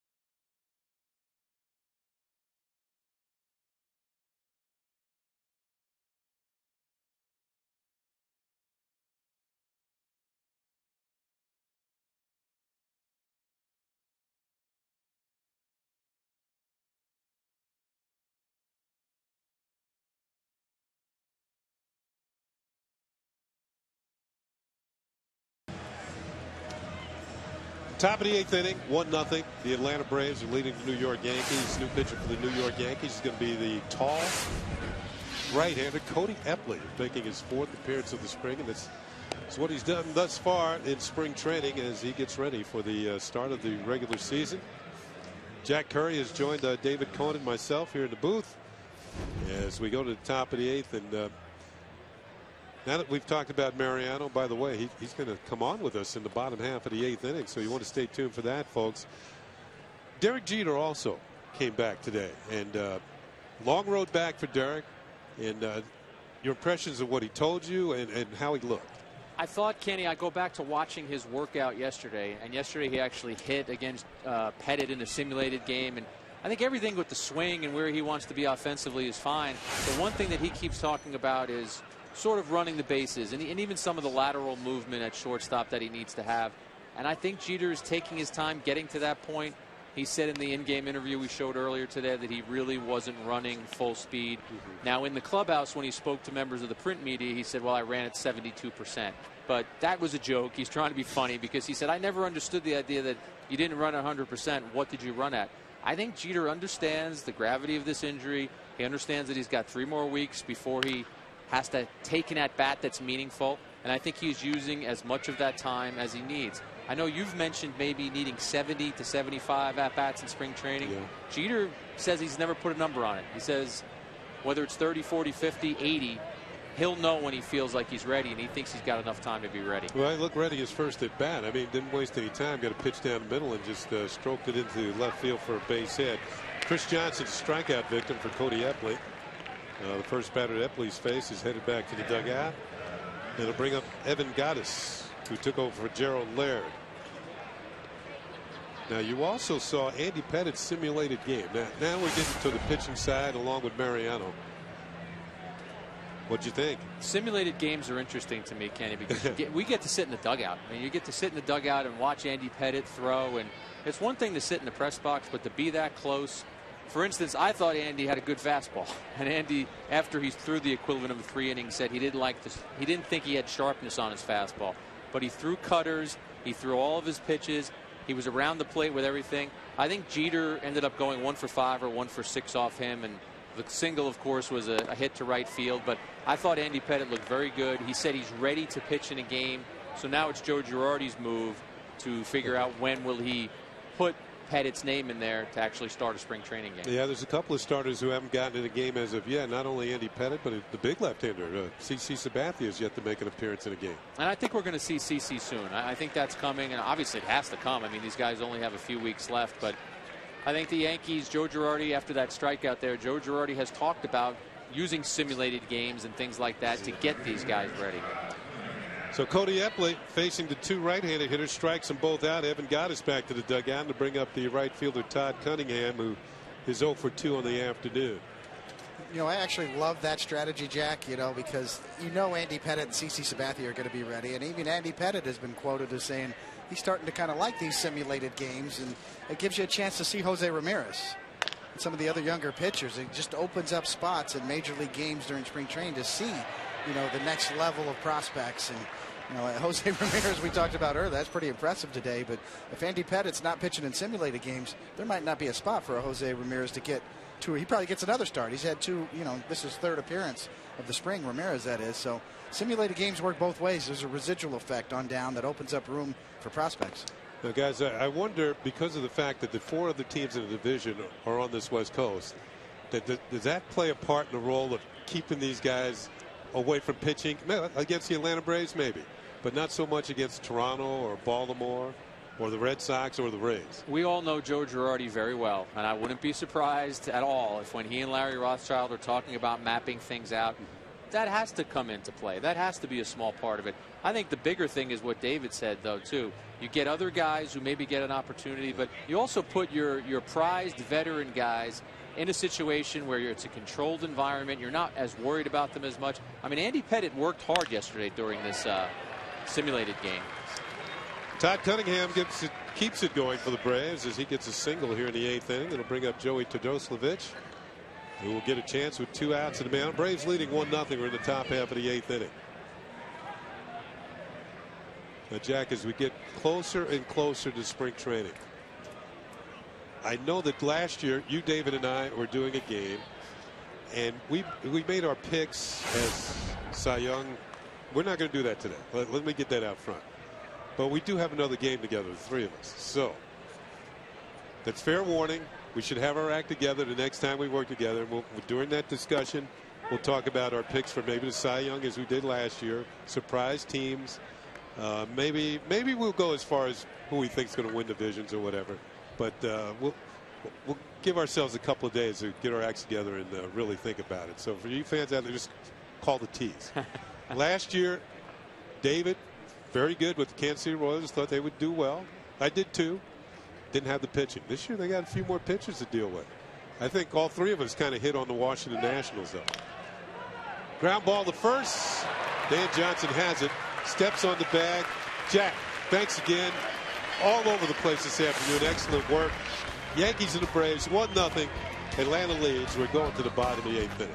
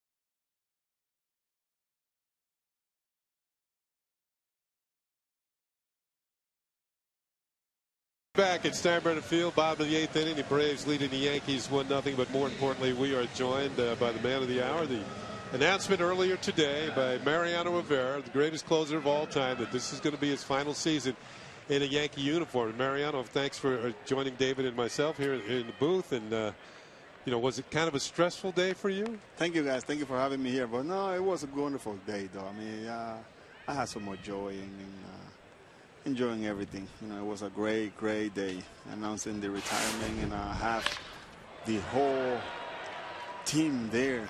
I mean, I was shocked. You know, that was wonderful. I had to thank Joe for that, because I mean, that was outstanding seeing my whole teammates there. Well, it kind of shows you what you mean to not only your teammates, but to this whole organization for what you've done for the team over the years. You have been idolized for what you've been able to do. There you are earlier today coming into the ball game. What were you feeling like as you came in today? You haven't been on the mound in a long time. A long time, almost a year. Yeah. Almost a year. And I mean, a lot of adrenaline, a lot of rush going through adrenaline going through the body. But at the same time, you know, I mean, a sign of release and appreciation. I mean, almost a year not being in the mound, and now and the cheers, man. I mean, these fans are great, you know, tremendous. I can express, you know, how I felt, because I mean, it was wonderful. If you were to grade your performance today on the mound for your first time out there, I remember was it last year you said you were going to throw 12 pitches and you did, and you got out of the innings. Well, this one was kind of, I would grade it to, I would give it 6. 6 out of 10? Out of 10, 6. Okay. Yeah. You know, I mean, it was kind of little to rush with the first batter, but at the same time, after that, it was, I mean, able to make my pitches, compose my emotions, and it was good. You're going to have to rest your vocal cords today. You haven't talked this much in a long time. Oh, my God. You kidding me, Tony? Jeez. This guy, Jason, man, he's got me all over the place. Well, it shows you how important you are. I mean, maybe you don't even know it yourself, but you know, one thing I appreciated when we were talking to you before the game today down in the pavilion, that what you said to the fans, and that maybe you could repeat that for those who weren't able to see that interview. You were talking about what the fans mean to you. I mean, the fans mean so much to me. I mean, Yankee fans are the best. You know, we've been blessed, and everywhere that we have been, we have fans. They love us or they hate us, but they dare to see us. You know, and that's what I appreciate. Though I don't care if they boo me, as long as they dare to see us, and they recognize that. They recognize the talent. They recognize that the New York Yankees are home, and so that, and you know, to the Yankee fans, I mean, oh my God, you know, I mean, they've been tremendous, you know, supportive all the way. You know, I asked you this during the press conference, but I think I'll ask it again. If there's one, you know, all the things that have happened during your career, 5-time world champion, you're the MVP of a World Series. If there's just one thing that you could pick out, that I know it's got to be hard. Yeah. Well, yeah, definitely going to be hard, Connie. Yeah. I mean, Ken, I mean, so many, but one thing, I mean, I would say this one, ALCS game 7 against Boston. You know, 2003. That was, you know, I was there for 3 innings. I was there for 3 innings, Tony. Yeah. Oh, I said, hey, man, don't take the ball away from me. If we don't score, well, I'm going back. Mel said, no, you're not. I said, man, I'm going back. And that, of course, was Aaron Boone hit the home run off. Yes. Thank God that happened. Off Tim Wakefield, and the Yankees. Remember the famous call? The Yankees are going to the World Series. Yes. Yeah, that was.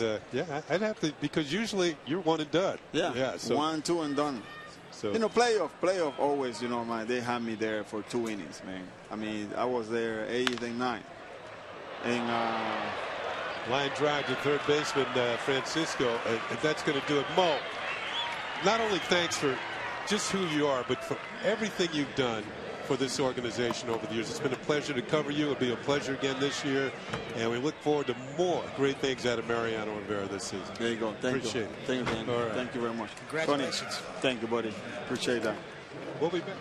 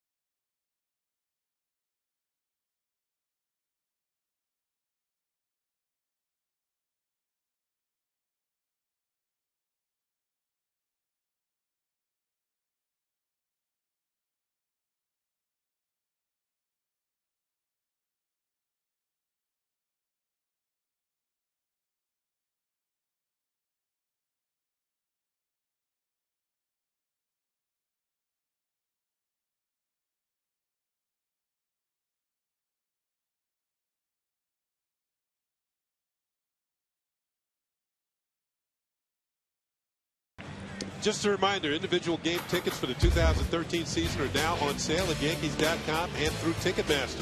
Get your tickets today to see the Yankees take on the American League, as well as some great interleague matchups, including the Dodgers and the Giants. And don't miss the 67th annual Old Timers Day on Sunday, June 23rd. Purchase ticket, visit Yankees.com or call Ticketmaster at 877-469-9849. Old Timers Day, a lot of fun, right, Tony? Yes, it gets better every year, and there's always a milestone. So, there's always an anniversary of some sort to celebrate. Top of the order for the Braves. They lead at 1-0. New pitcher for the Yankees is Jim Miller. And a right-hander deals, and it's in there for a strike to George Schaefer, who's gone all the way. Schaefer's 0 for 3. Miller, 4 appearances, working to a 2.25. Oh, that opponent's batting average. Hitting a .133.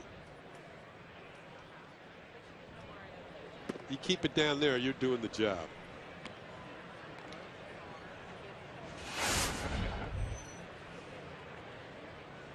It's really been a well-pitched game on both sides today. Curveball hit in the air right field and hit well. Going back is Neal near the warning track, looks up, and this one is gone. Check that. It bounced over the wall, a 2-base hit. Trampoline effect on the warning track. Schaefer thought he had one, so did I.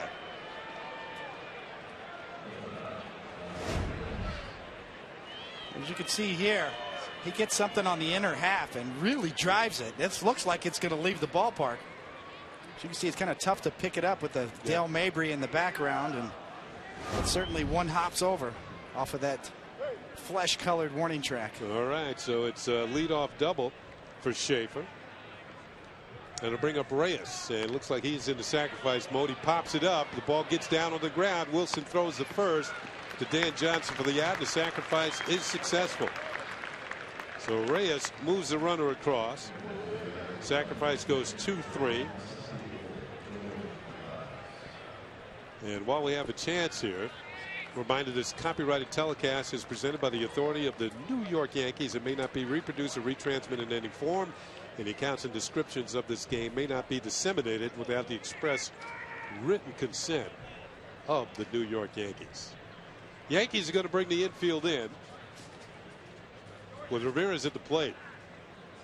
And the first pitch is outside, ball 1. I'm not quite sure, Kenny. When you saw that ground rules double there, has anybody ever hit a home run out on Dale Mabry Avenue out here in Tampa in this ballpark? That's a long ways. Check that. The hitter is Jordan Perez, who used to be Yankee property. Takes a pitch for a strike, and it's 1-1. The other day, though, there's Dale Mabry Avenue here in Tampa. I don't know. It looks kind of reachable, but it's probably further back than it would seem there. The other day, when the Dominican Republic was here and Robinson Cano was taking batting practice, the wind was blowing out to right pretty good, and he had a couple over the bleachers. Fly ball to center field. Runner at third is tagging. Here's Heathcock's throw to the plate. It's going to be close, and the run will score as Schaefer uses his speed, and the Braves take a 2-0 lead. The throw was just up the line, and Bobby Wilson couldn't apply the tag. Strong throwing arm by Slade Heathcock in center field. So Perez gets the job done and drives in the run. You're exactly right, Kenny. I mean, it's the right type of throw on the line. One hop bullet just up the line too much, and probably would have had a bang play at home, had a shot at him if he gets that throw on target. 2-0 Atlanta, and the ball is hit on the ground to second by Blake DeWitt. He'll be thrown out, and that will do it for the Braves here in the 9th inning. But they pick up an insurance run as we head to the bottom of the ninth. 2-0 Atlanta.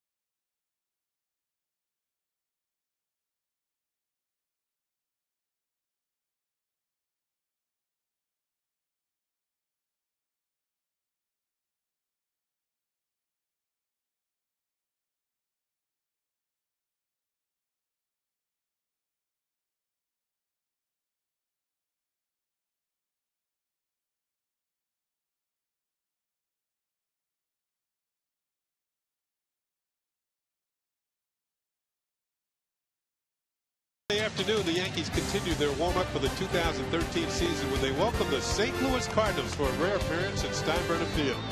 Complete coverage on Yes starts at 1 with David Cohn and I are back for all the action. It's right here on Yes.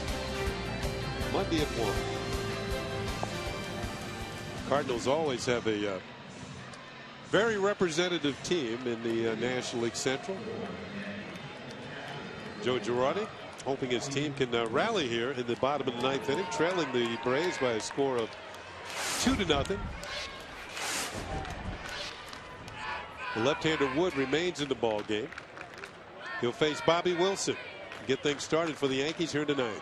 Wood delivers and Wood throws a strike.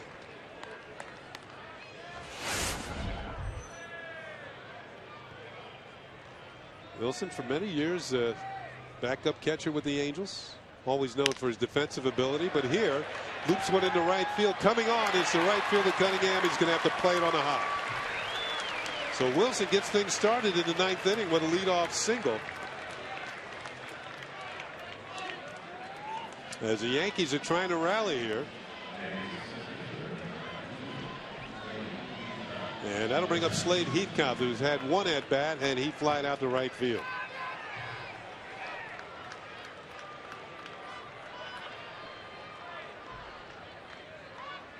Wood deals and misses the outside corner for ball 1. Well, good challenge for Heathcote here, one of the top prospects in the Yankee system to face a tough lefty. Lefty on lefty matchup, and you could see he was disappointed in the last inning when he thought he had a chance to make a good throw and cut down a runner at home plate. Little chopper. It's beyond the mound. Going to be a tough play. No play whatsoever. DeWitt looked at second. No chance there. And by the time he checked, there was no chance at first. So Heathcote has an infield single, and the Yankees have the tying runs on here in the 9th inning. Well, he kind of gets tied up, but he gets a break from home plate with a high hop, and just enough to get over the pitcher's head, and Heathcote runs well. And he's a hustler. Got a reputation so far in his young minor league career of really playing hard. To see him get down the line, busting it. A very intense young player. I wouldn't call it Gardner type speed, but he's pretty fast going down the line. Here's Ronnie Armistilier, who had a triple in his only at bat. See how the Yankees want to play it here. He's swinging away and pops it foul, and coming over is the first baseman Faraz. No play. The ball's back in the seats.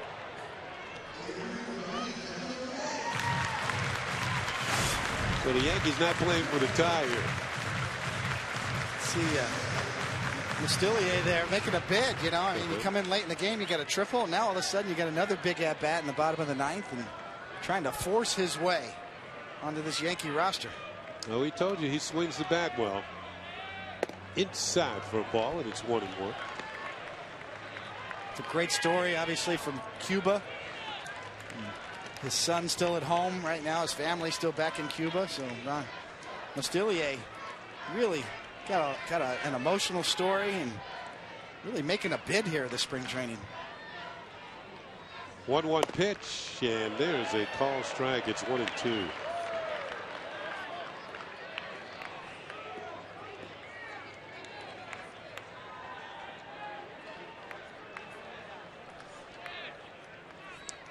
Yankee coaching staff looking on.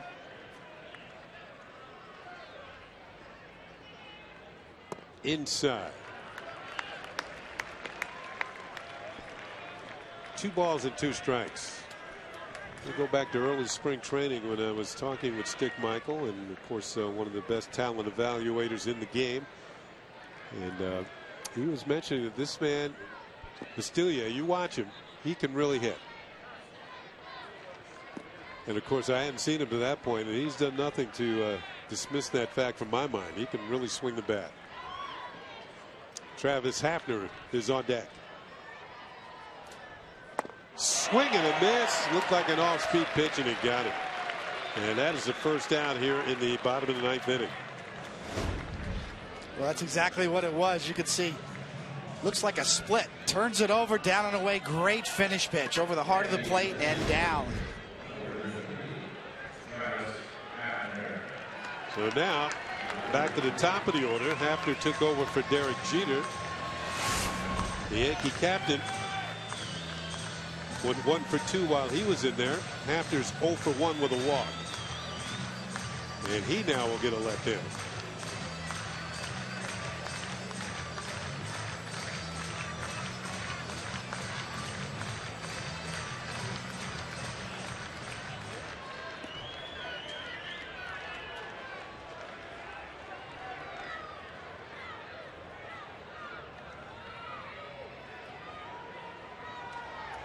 Outfield is deep. Center field is shaded towards right. Curveball drops in there for a call strike.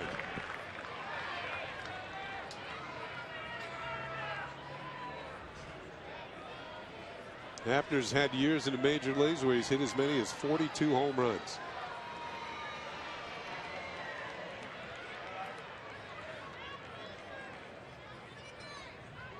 Curveball, little number. Going to be a tough play for Wood. He has it, bobbles it. All hands are safe.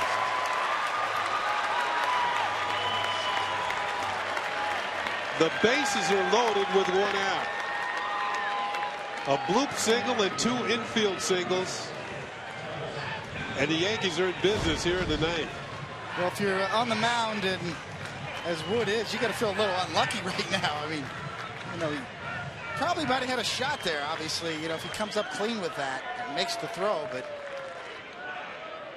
can't do it. Now you got the bases loaded and 1 out, but you got 3 men on base that have a total of about 130 feet of hits. Roger McDowell, the Braves pitching coach, out to the mound to try and settle down Wood.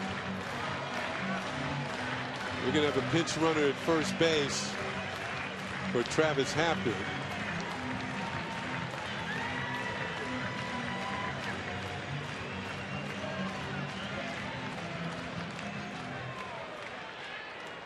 And that is Zoilo Almonte running at first for Hafner. Another good prospect at a big spot, which is what you love if you're on the Yankee side, to see these young kids get challenged in pressure situations, to see how they react. Here's Thomas Neal at the plate with the bases loaded. And he takes the first pitch and hits the outside corner for a strike. Neal at Fort Myers last Sunday against the Red Sox went deep. A couple of RBIs this spring. Here's the ball, and it's 1-1. It's the best opportunity the Yankees have had today to get on the scoreboard.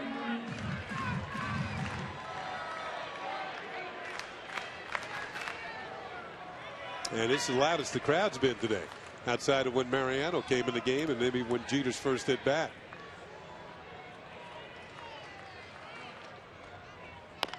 Little chopper beyond the mound. Going to be another tough play.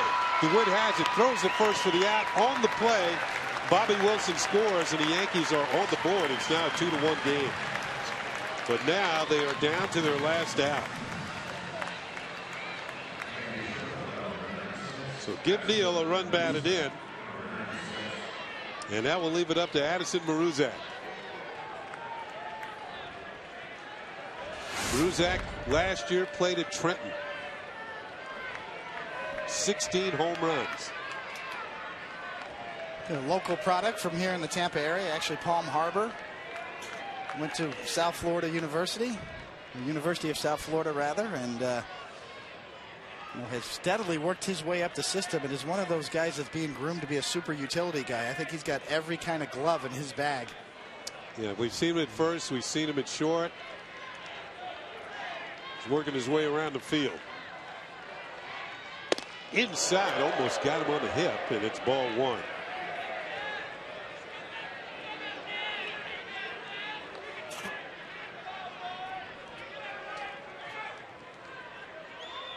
Seeing more and more of that nowadays, Kenny, is left-handed relief pitches. They're throwing more sidearm, kind of an untapped resource. Most of the side-winding relievers are right-handed, and then super utility guys that can play everywhere.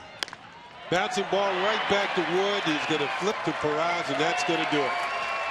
The Yankees do get a run here in the bottom of the 9th inning, but they lead the tying and go-ahead runs on base. And the Braves come away with the victory by a score of 2-1. Let's check out the final totals for this afternoon's game as the Braves win it. 2 runs, 5 hits, 3 errors. For the Yankees, a run, 8 hits, no errors.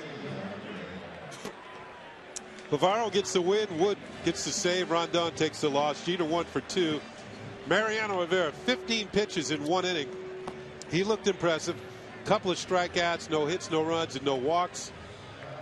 Jose Ramirez, the youngster, started the game for the Yankees. 4 strikeouts in 4 innings. Gave up just 1 hit. So that'll do it from George M. Steinbrenner Field. Today's game produced by Bill Boland, Senior Director Michael Cooney. Our Senior Vice President of Operations, Ed Delaney. Our Supervising Producer, Woody Fryman. And the Executive Producer is Mr. John J. Filippelli. Join us again Monday for Yankees baseball as the Bombers take on the St. Louis Cardinals here at George M. Steinbrenner Field. Coverage begins at 1 p.m. on the Yes Network. Once again, the final score, the Braves 2, the Yankees 1. For David Cohn and Jack Curry, I'm Ken Singleton saying so long, everybody, from Tampa.